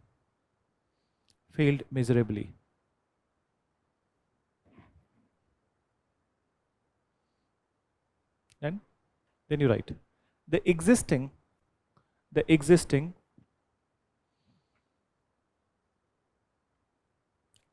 revenue establishment of government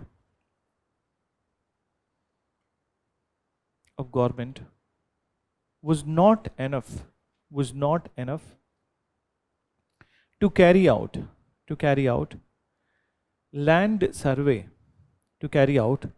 land survey and maintain records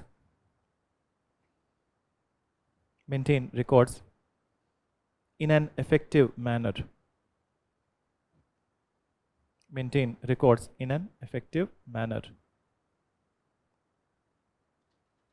Then further you write after it, in an effective manner. As such, the obvious result was over assessment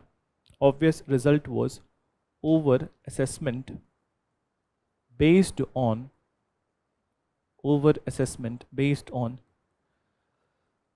idiosyncratic estimates. You can see the spelling which I am writing on board. Idiosyncratic estimates. I'm not writing nonsense estimates. This would be a better word. And so idiosyncratic estimates. Then next you write, next point. The settlement further promoted commodification of land. Whereby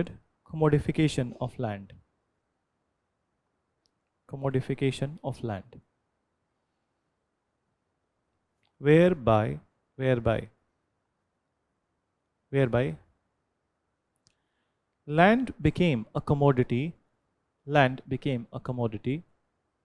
to be easily sold and purchased.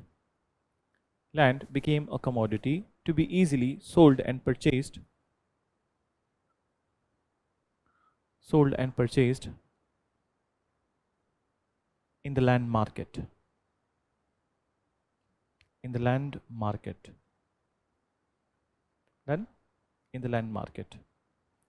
Then listen one last part. So what about the peasants? So peasants, the same thing we can write, that they were under pressure.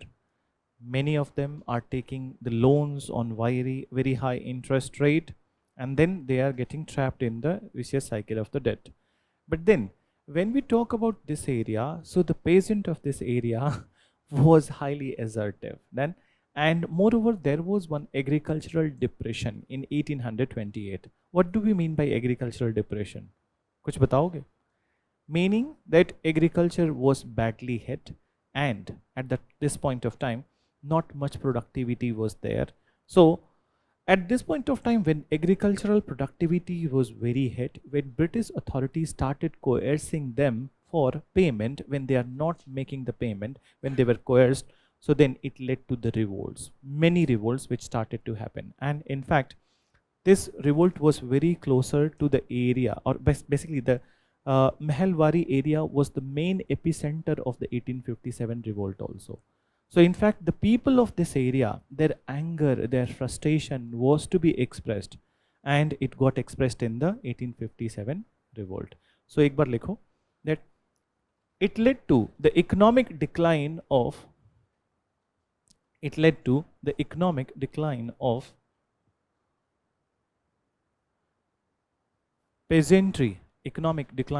peasantry, peasantry of North India,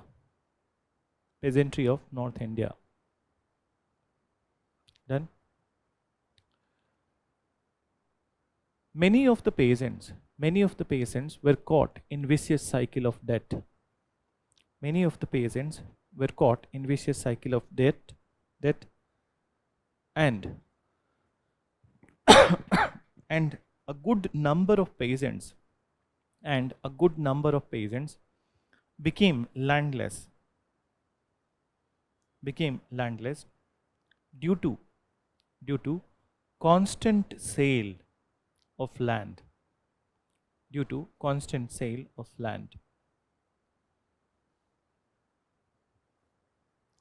Then mention full stop के बाद the economic decline further got aggravated.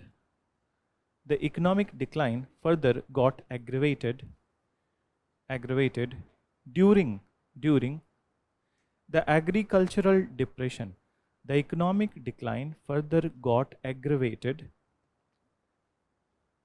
Just wait 1 minute. During the agricultural depression of 1828.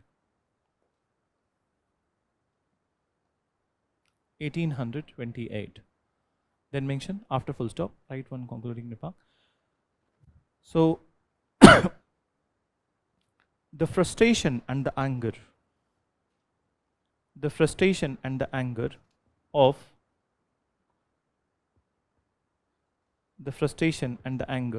the peasants of North India was to be expressed rather loudly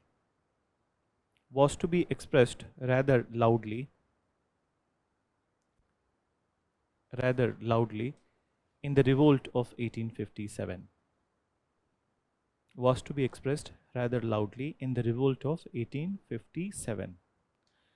So this is what is about all the settlements. ठीक है, Rayatwadi, Mehalwari, permanent settlement. Then, so now the topic is leading to the civil and tribal uprising. Now understand, it is a factual topic, little bland also. In the beginning, I do have some important information to share, but in not tomorrow, कल नहीं है class, परसों है ना, तो in day after tomorrow's class, we'll be completing that part, and then we'll be starting with the 1857 revolt. Okay? So you can take break. After that, we'll start civil and tribal uprising. So now new topic will start, that is civil and tribal uprising. So mention a title. Wait 1 minute.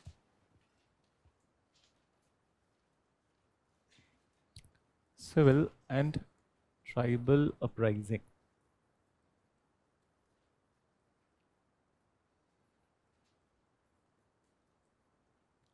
So it's a factual topic, very factual, and in this topic, I would rather say that it's a bland topic.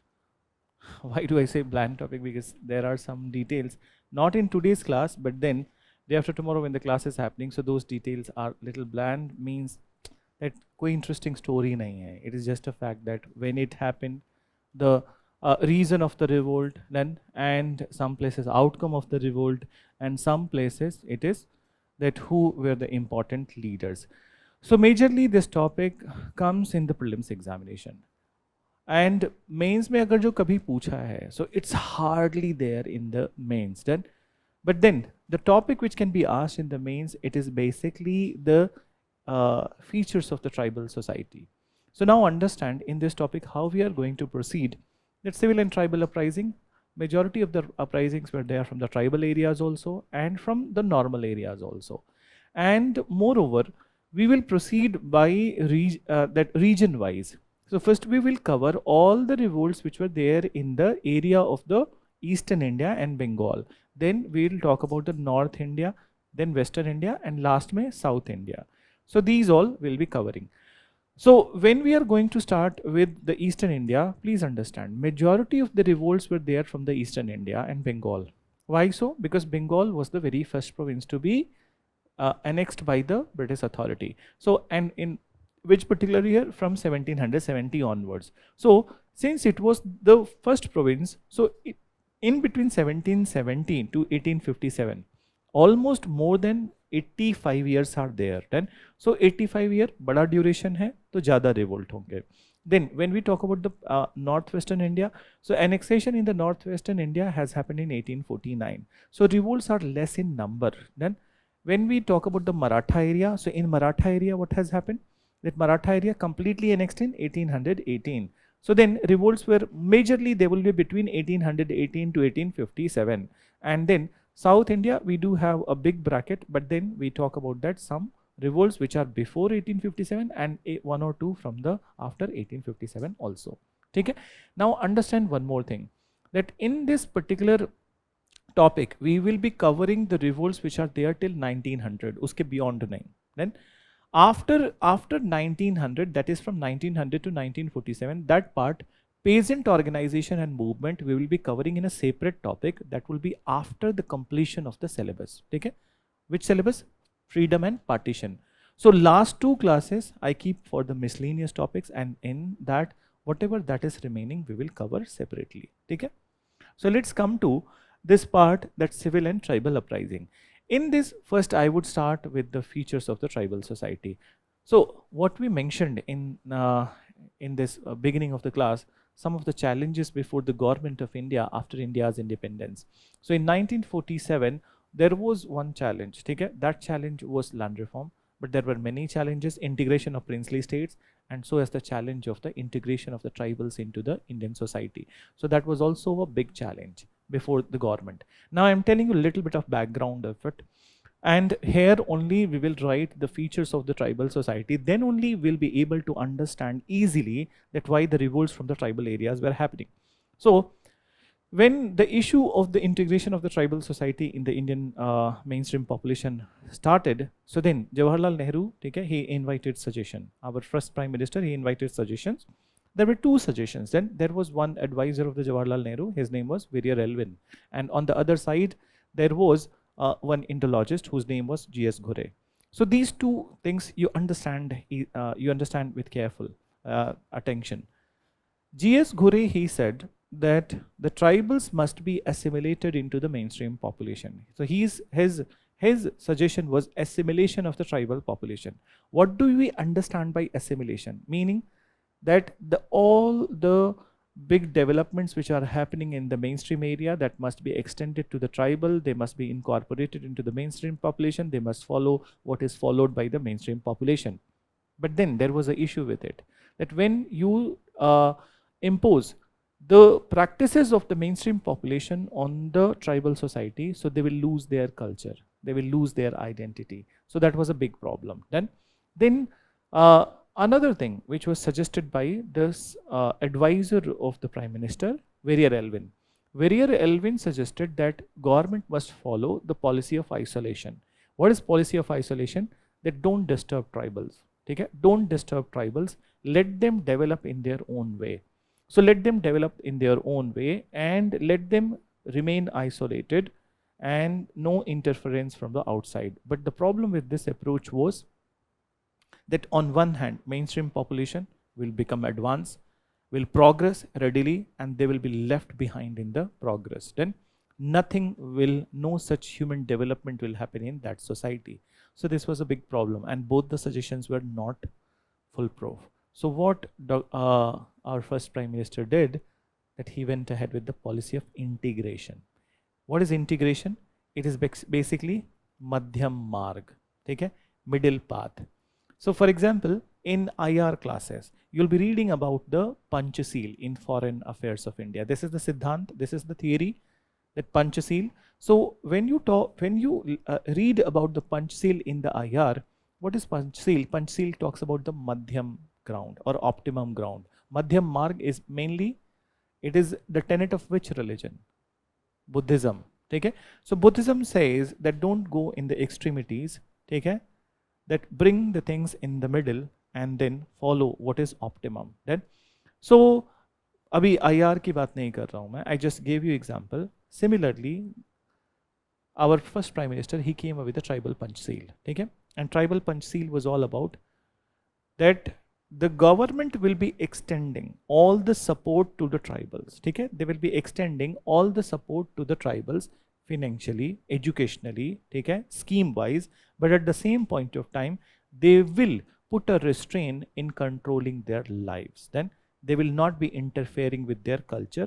They will not be interfering with their livelihood. So on one hand, their culture can also be preserved, and all the benefits of the government or mainstream population can be extended to them. So this is what we call the policy of the integration, which he followed. Now understand that what were the problems of the tribal society, or basically let's understand the features of the tribal society. After understanding, then only, as I said, that it will be easy for us to know that why they revolted in the previous ages. So I'm inviting not suggestions, answers from your side. Can you tell that what were the features of the tribal society? Or and एक बात और दिमाग में रखना, that the features we are going to mention, it is basically we are talking about before 1947. After 1947 की बात नहीं कर रहे हैं. So features of the tribal society before 1947. Anyone? Close to nature. Very good. Exactly, they were close to nature. Then what else? They are isolated from, so they are isolated from the mainstream population. That is one point. And then what else? कोशिश करो that you just try that what all things would be there. They have regional नहीं बोलेंगे, ठीक है? हाँ, they have unique cultural practices, ठीक है? ऐसे बोलो. So unique cultural equality be also. Equality is one of the feature of the tribal society. Then what else? They so jhum cultivation we can incorporate, but that's a feature. But then यहाँ पे चलो I'll use it, ठीक है, in some way or other way. Then what else? ठीक है, just yeah, language culture में आ जाएगा. That will be the part of the culture. So now listen, there are, see, when we are going to write these all parts, so it will help, but then we need to be very specific, and our language must be very specific. Some keywords must be there. So we'll dictate, just understand this time. When it comes to the features of the tribal society of India before 1947, so the very first thing, they are homogeneous in nature. Do you understand what is homogeneous? Tell me, what is it? Nahi yaar. They belong to the same genes. They have the same genes, right? So when we talk about a particular tribal society, so a particular tribal society shares the same genetic codes, shares the same genetic similarity. So homogeneous means that they all have the same genetic similarity, meaning, okay, that they all share a blood relation. Okay? So genetic similarity, number one. Then next one. After this, so tribal societies are created on the basis of the homogeneity itself. The very first basis is the, why we say that कि अभी किसी area में चले जाओ, ठीक है? So for example, I'll not quote example from there. For example, we quote if we quote from Meghalaya. So there are three prominent tribal groups: Khasi, Garo, and Jaintiyas. Then what is the basis? Homogeneity. Homogeneity means that Khasis don't share the same genetic codes with the Jaintiyas, and Jaintiyas don't share the same genetic codes with the Garos. all of them have a separate genetic codes then, and all the Garos have similar genetic codes then. So this is homogeneous. Then the next is unstratified. Tribal society is unstratified. Tell me, do you understand the meaning of the word unstratified? Batao? Batao? Equality. Up to some extent, but then we need to define this word further. Don't have layers. Very good, exactly. Okay. So there is, they don't have the layers in the society. What we mean by the layers? When we look at the mainstream population, mainstream, you understand now that we belong to mainstream population. Okay. So when we talk about the mainstream population, we do have many layers, and these layers in the society are on the basis of the religion, that Hindu, Muslim, Sikh, Isai, then on the basis of the caste, Brahman, Kshatriya, Vaishya, Shudra, then even in the caste, on the basis of the richness, okay, or wo bhi chhod do, on the basis of the class, there is a division in the society. So for example, if we live in the urban areas, upper class, okay, and then middle class, then middle class, actually upper middle class, middle class, lower middle class, and then comes the lower class, and then comes the daily workers. Okay, so there are many layers on the basis of the class. Then apart from it, there is one more layering. Another layering is on the basis of the diseases, that people who are suffering from some of the diseases which are infectious then, and which are not curable, so then they are sidelined in the society, socially excluded. So for example, one of the disease which was the initial layer of the, or initial basis of the division in the society was leprosy. I hope you know then. So leprosy, and in the modern age, HIV also became one of the basis of the social inclusion. Then apart from HIV, cancer, though it is not infectious, but sometimes it also becomes a layer of exclusion from the society. Then, so there are different layers in the mainstream society, meaning that mainstream society is stratified on the many bases. But then, do we see any stratification in the tribal society? There is no stratification. Everyone, as you said, equal. Okay, so everyone is same, everyone is equal, no one is high, no one is low. So that is unstratified society. Then the third one is geographically isolated. So the tribals, this is the one basic feature, that they live in geographically isolated area. Sirf isolated कहना सही नहीं होगा, geographically isolated would be better. Why geographically isolated? They live in the high hilly terrains, ठीक है, forested areas.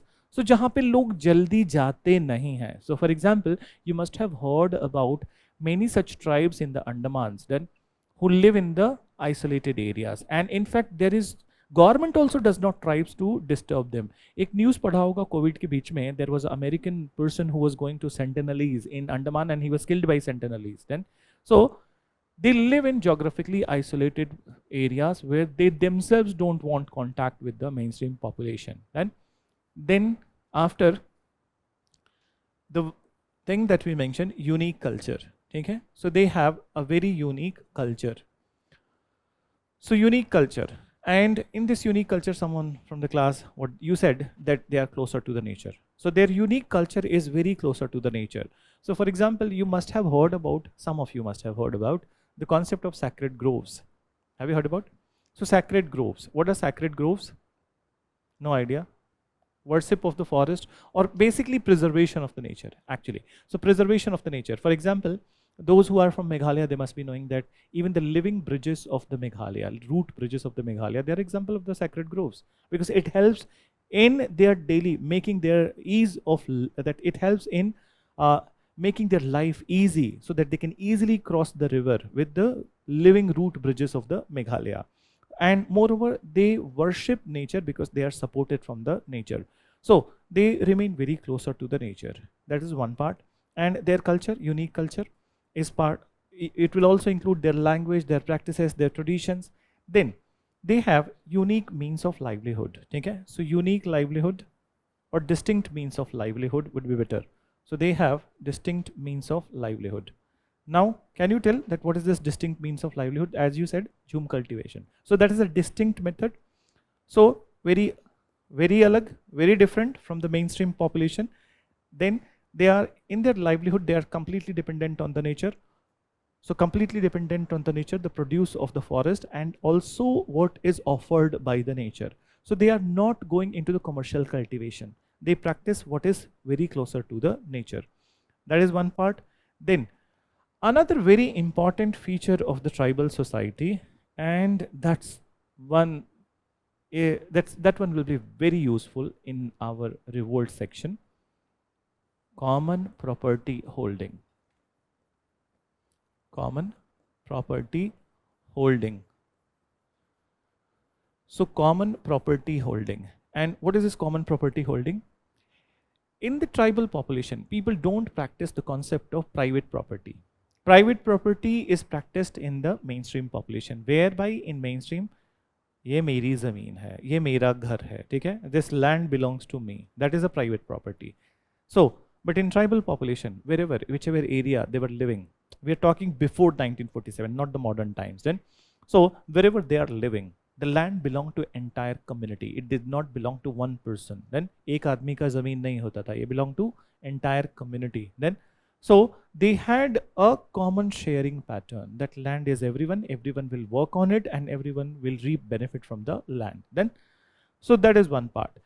Then apart from it, common property holding, tribal societies are more egalitarian in nature. More egalitarian in nature. Anyone who wants to define this word egalitarian? Yes? Yes? Yep. Equality. Okay. So more equality is there.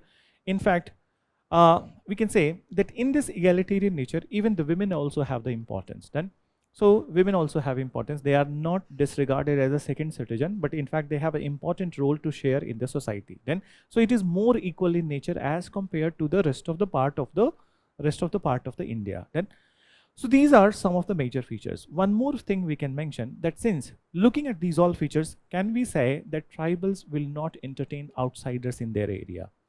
Will they entertain outsiders in their area? Why so? Because when outsiders would be there in this area, so many things would be disturbed. Then it may lead to disturbance in the property holding.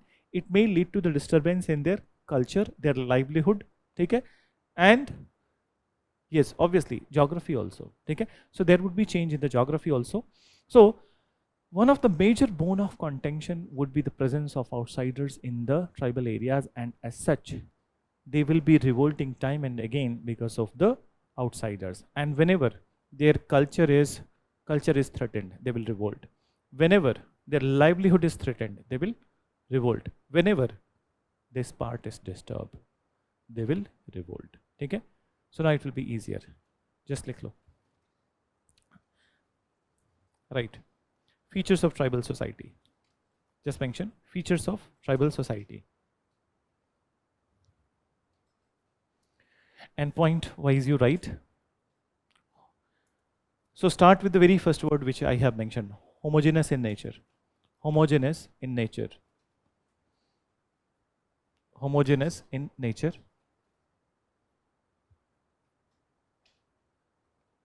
In nature, and in this you write tribal societies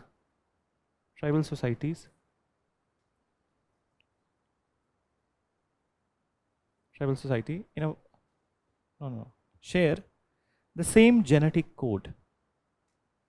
Societies, same genetic code, and this is the first basis. This is the first basis of their identity. This is the first basis of their unique identity. Likhna. This is the first basis of their unique identity. Number 2, you write unstratified. पहले keyword लिख लो, फिर define करो. And in exam, you must write these keywords. Number चाहिए, तो keywords होने चाहिए paper में. So unstratified, you write. Unlike the mainstream society,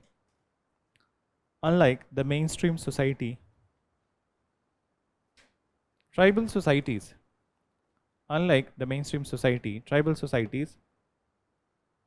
are were not classified. Tribal society were not classified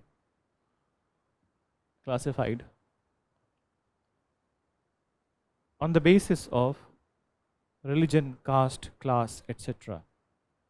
Religion, caste, class, etc.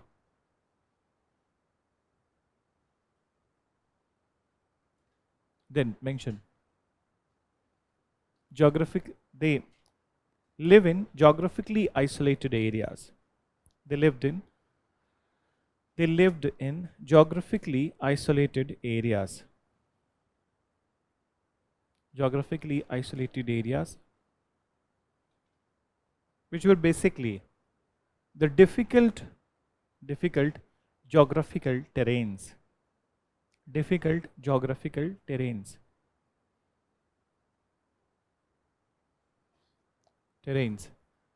Moreover, they had immense knowledge. They had immense knowledge of the local topography. They had the immense knowledge of local topography. Local topography.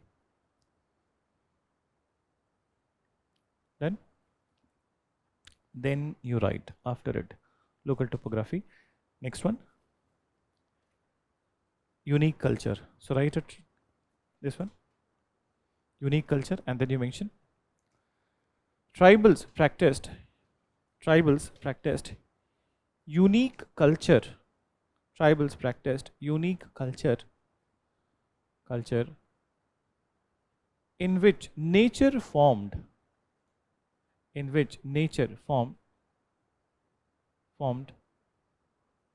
the major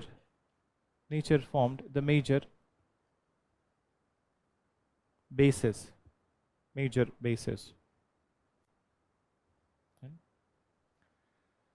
The tribal culture promoted preservation of nature. The tribal culture promoted preservation of nature.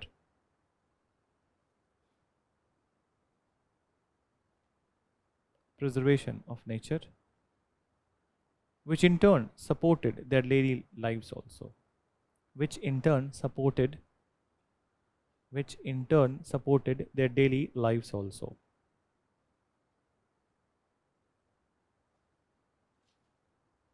Next point. They had no, they practiced, not had. They practiced distinct means of livelihood. They practiced distinct means of livelihood.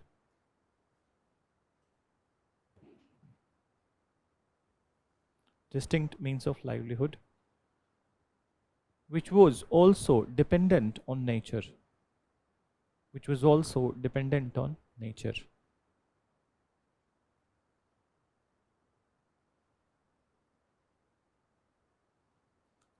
Next one. One of the major feature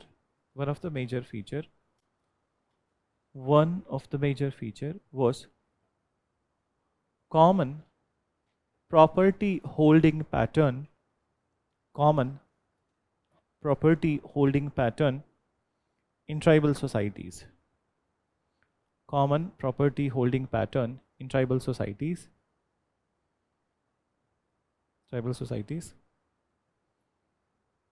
Which means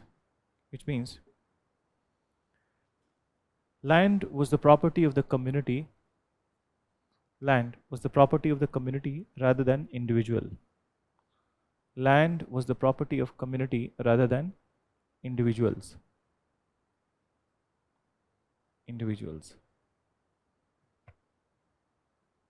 Rather than individuals. Then last you write, as compared, last point, as compared to mainstream society,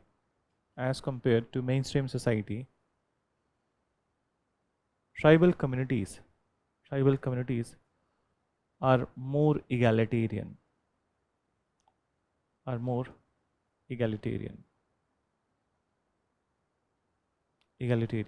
In brackets you can write equality.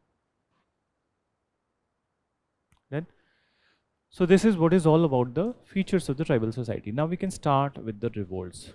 So ये information जरूरी था in the beginning itself. It will make our job easier. ठीक है? So let's start with the revolts in the eastern India. So revolts in Eastern India, which will include Bengal. So you write very first one, Sannyasi uprising.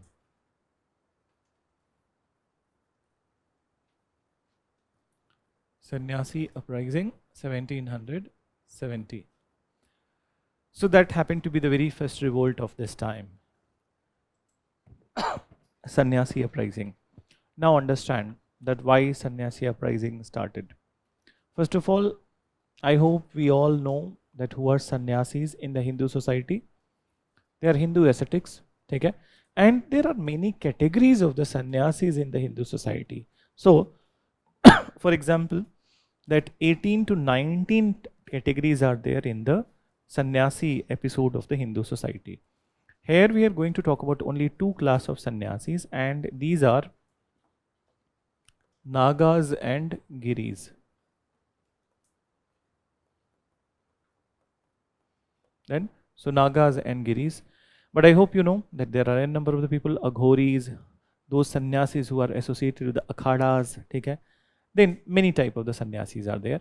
But here, Nagas and Giris. Now, when it comes to the Nagas, I hope you must have seen whenever the Kumbh starts, so they are the first to take a dip into the Ganga river, okay? So chahe Haridwar ho, chahe within 4 places, I hope you know 4 places Kumbh is happening. So Ganga and that Prayag, Haridwar, Nasik and Ujjain. So Nagas, they don't live a householder life, right? I hope you understand what is householder life.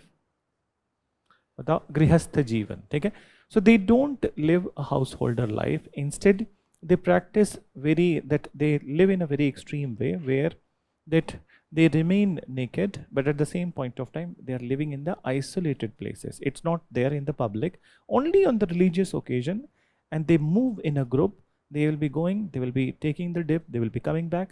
So these Naga sannyasis of the Bengal, they were also similar to the today's sannyasi, and as you see that these sannyasi, they always carry a weapon. Then, so they were carrying a weapon like Trishul, Bhala, okay?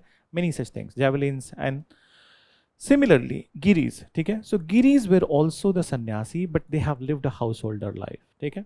They have lived a householder life after certain point of time when they have realized कि हमारी जिम्मेदारी पूरी हो चुकी है. So then they take a retirement from the householder life, and they also visit the various religious places, and they also carried weapons. So the thing which we need to discuss here is basically both of them are carrying weapons. Then now after 1770s, 1765 exactly, what has happened? That Bengal Diwani right to the British, and from 1770 onwards, they have started controlling everything. 1770 was also the time when there was a great famine in the Bengal, and British authorities have become more torturous at this time. So looking at they are carrying the weapon, a restriction was imposed on their movement. Okay? So restriction was imposed on their movement. They were not at all allowed to visit the religious places. Since they were the religious class, if they are not allowed to visit the religious places, so they revolted. They started to attack on the company factories and the company treasury. So this is how it all started. Then in the sannyasi. But then connected to the sannyasi, there is a one more uprising. And this uprising is basically what we call fakir uprising. So दोनों साथ साथ में पढ़ेंगे, just understand. So the next was fakir uprising. And fakir uprising happened, it all started from 1776. 1776, understand. So who are fakir? Sannyasis were Hindu ascetic and fakirs were Muslim mendicants. Then, so mendicant you understand? Bhikshuk, okay? And I hope you know the difference between the bhikhari and bhikshuk. So bhikshuk are those people who are providing the religious services, and in lieu of the religious services, they get some sort of contribution from the people who have got the religious services. So they were Muslim mendicants. Moreover, they also carried weapons. Okay? They also carried weapons.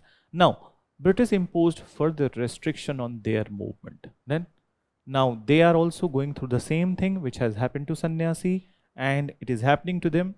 Now both sannyasis and fakirs colluded with each other, meaning they got supporting each other.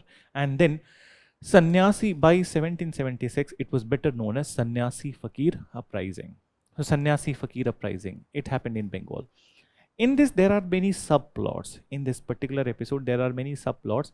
So one of the subplot of this uprising, that notable supporters we will write, which included Devi Chaudhrani, Bhavani Pathak and Chirag Ali. They were the notable supporters of these two revolts. But apart from it, there is one more thing. There is one novel which was written in the background, on the background of this Sannyasi Fakir uprising. So what is the name of that novel? It has been a question in the prelims examination. Which one? Anand Mat. Okay? So Anand Mat, and written by Bankim Chandra Chatterjee or Chattopadhyay? Chatterjee and?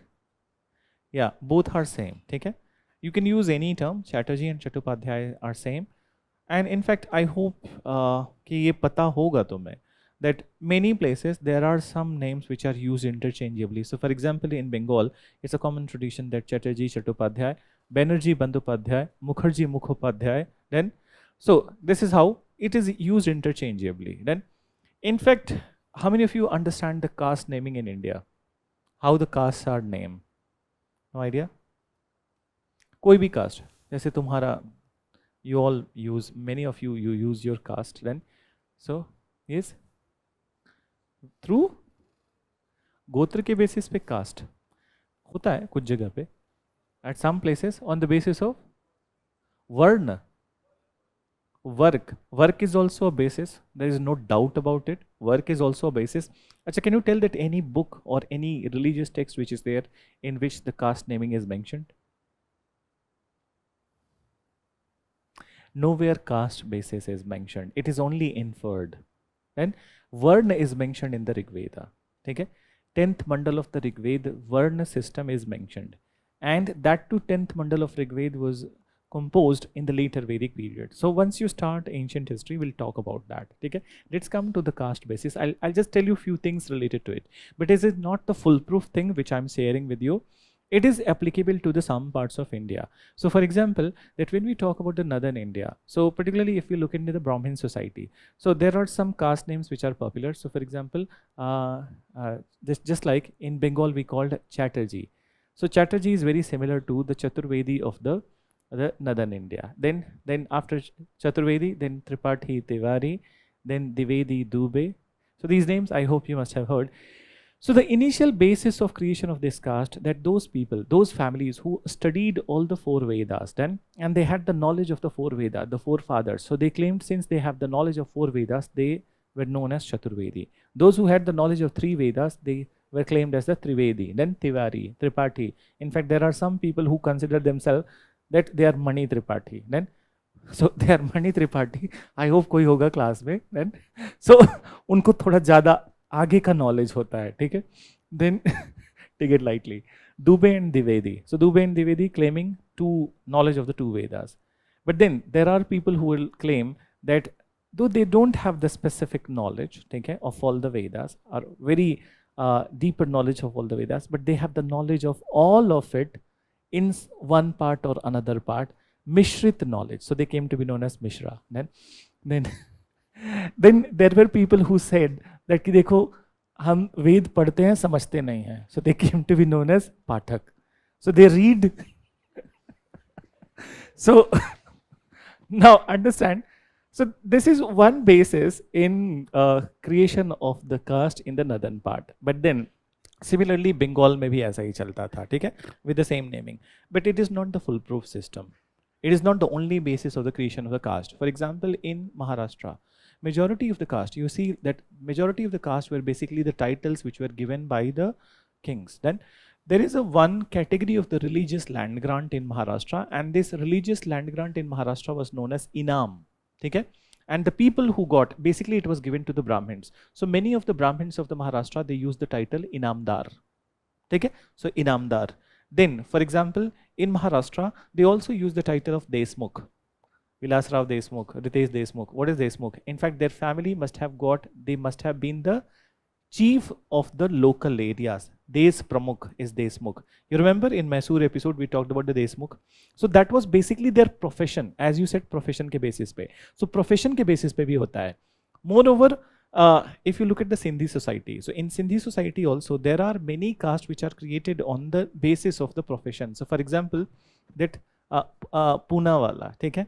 They ये तो residence से हो गया कि they are living in the Poona, so they got the title of the Poona वाला.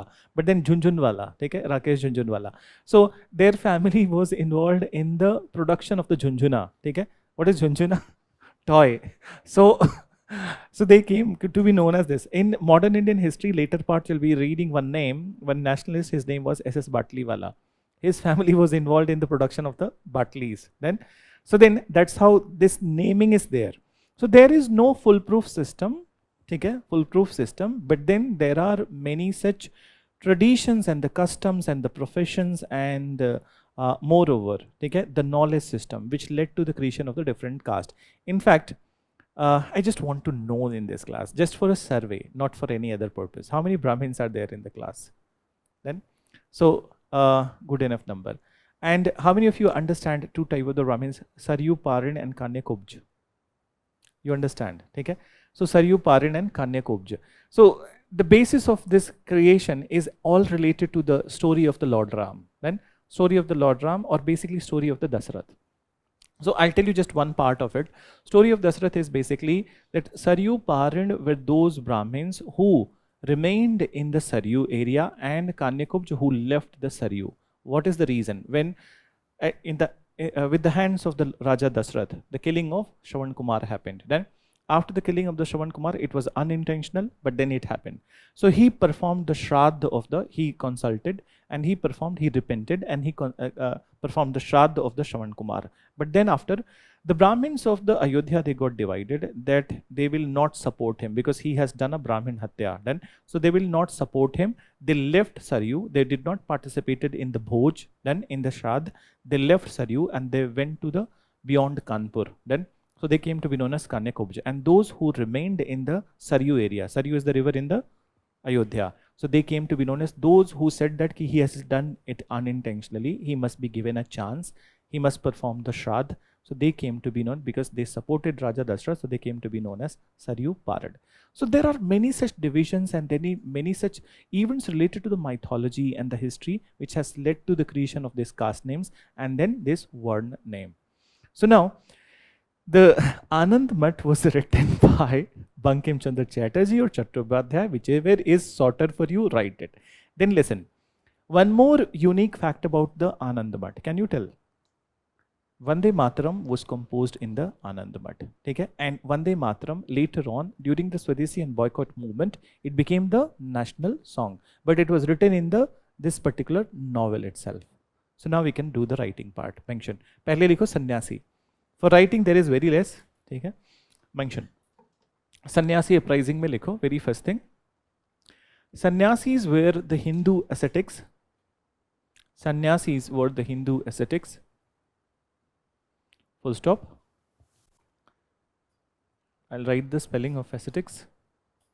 If you want, you can see. Then mention in Bengal,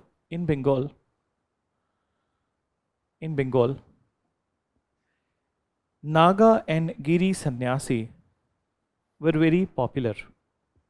In Bengal, Naga and Giri Sannyasi were very popular.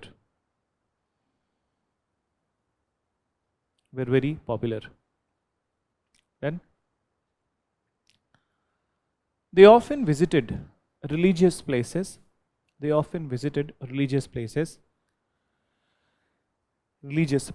And also carried weapons with them.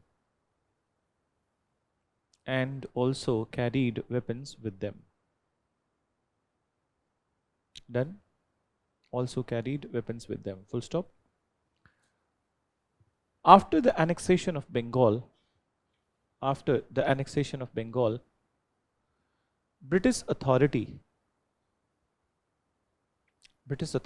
imposed many restrictions on them.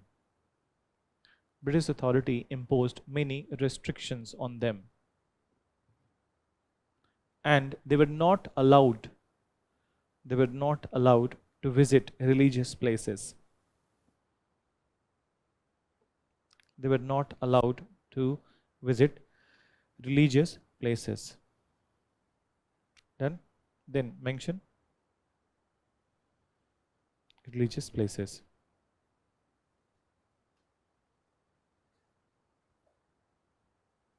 Then after it, you write religious places, full stop. In retaliation, they organized raids on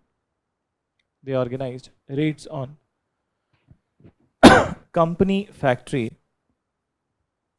They organized raid on company factory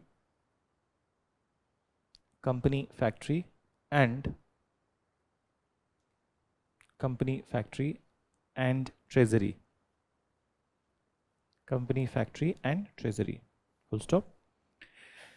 Then you write Fakir Uprising as a title. Fakir Uprising, लिख लो. Both go together, but then we'll mention.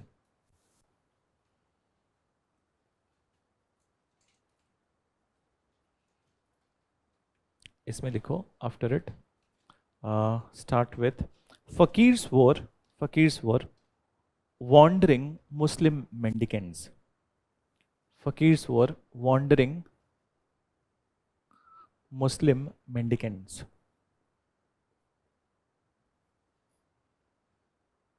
Just 1 minute. Muslim mendicants. Then mention. They also provided religious, not also, ठीक है. They also carried, लिखना, ठीक है. They also carried weapons.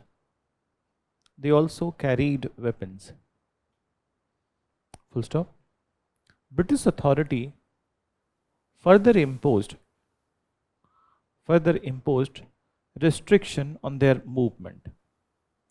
British authority further imposed restriction on their movement.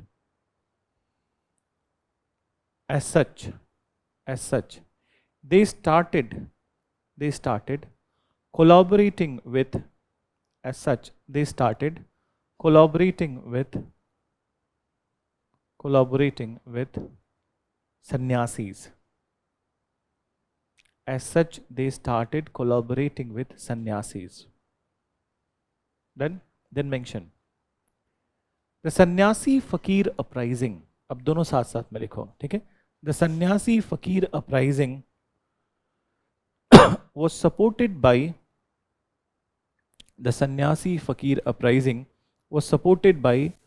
notable personalities like Chirag Ali, Bhavani Pathak,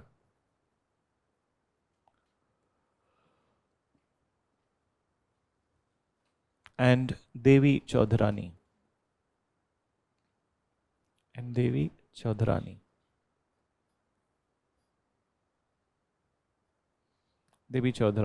Full stop. Then mention after it.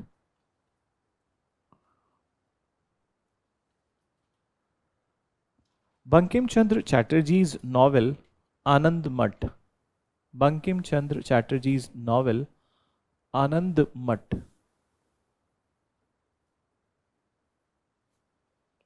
Was written in the background of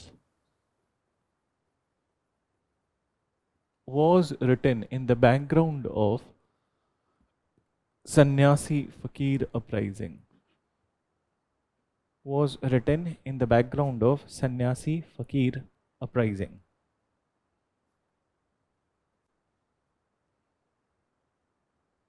Sannyasi Fakir Uprising. So that's it. That's what was all about these two revolts. But then we have n number of the revolts, so we will cover it day after tomorrow. Okay?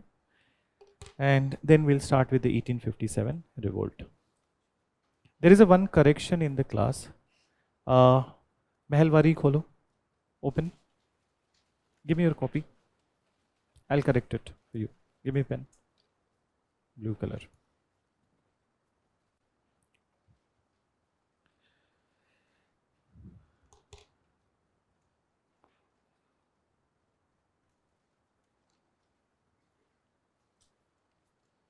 Wait for 1 minute.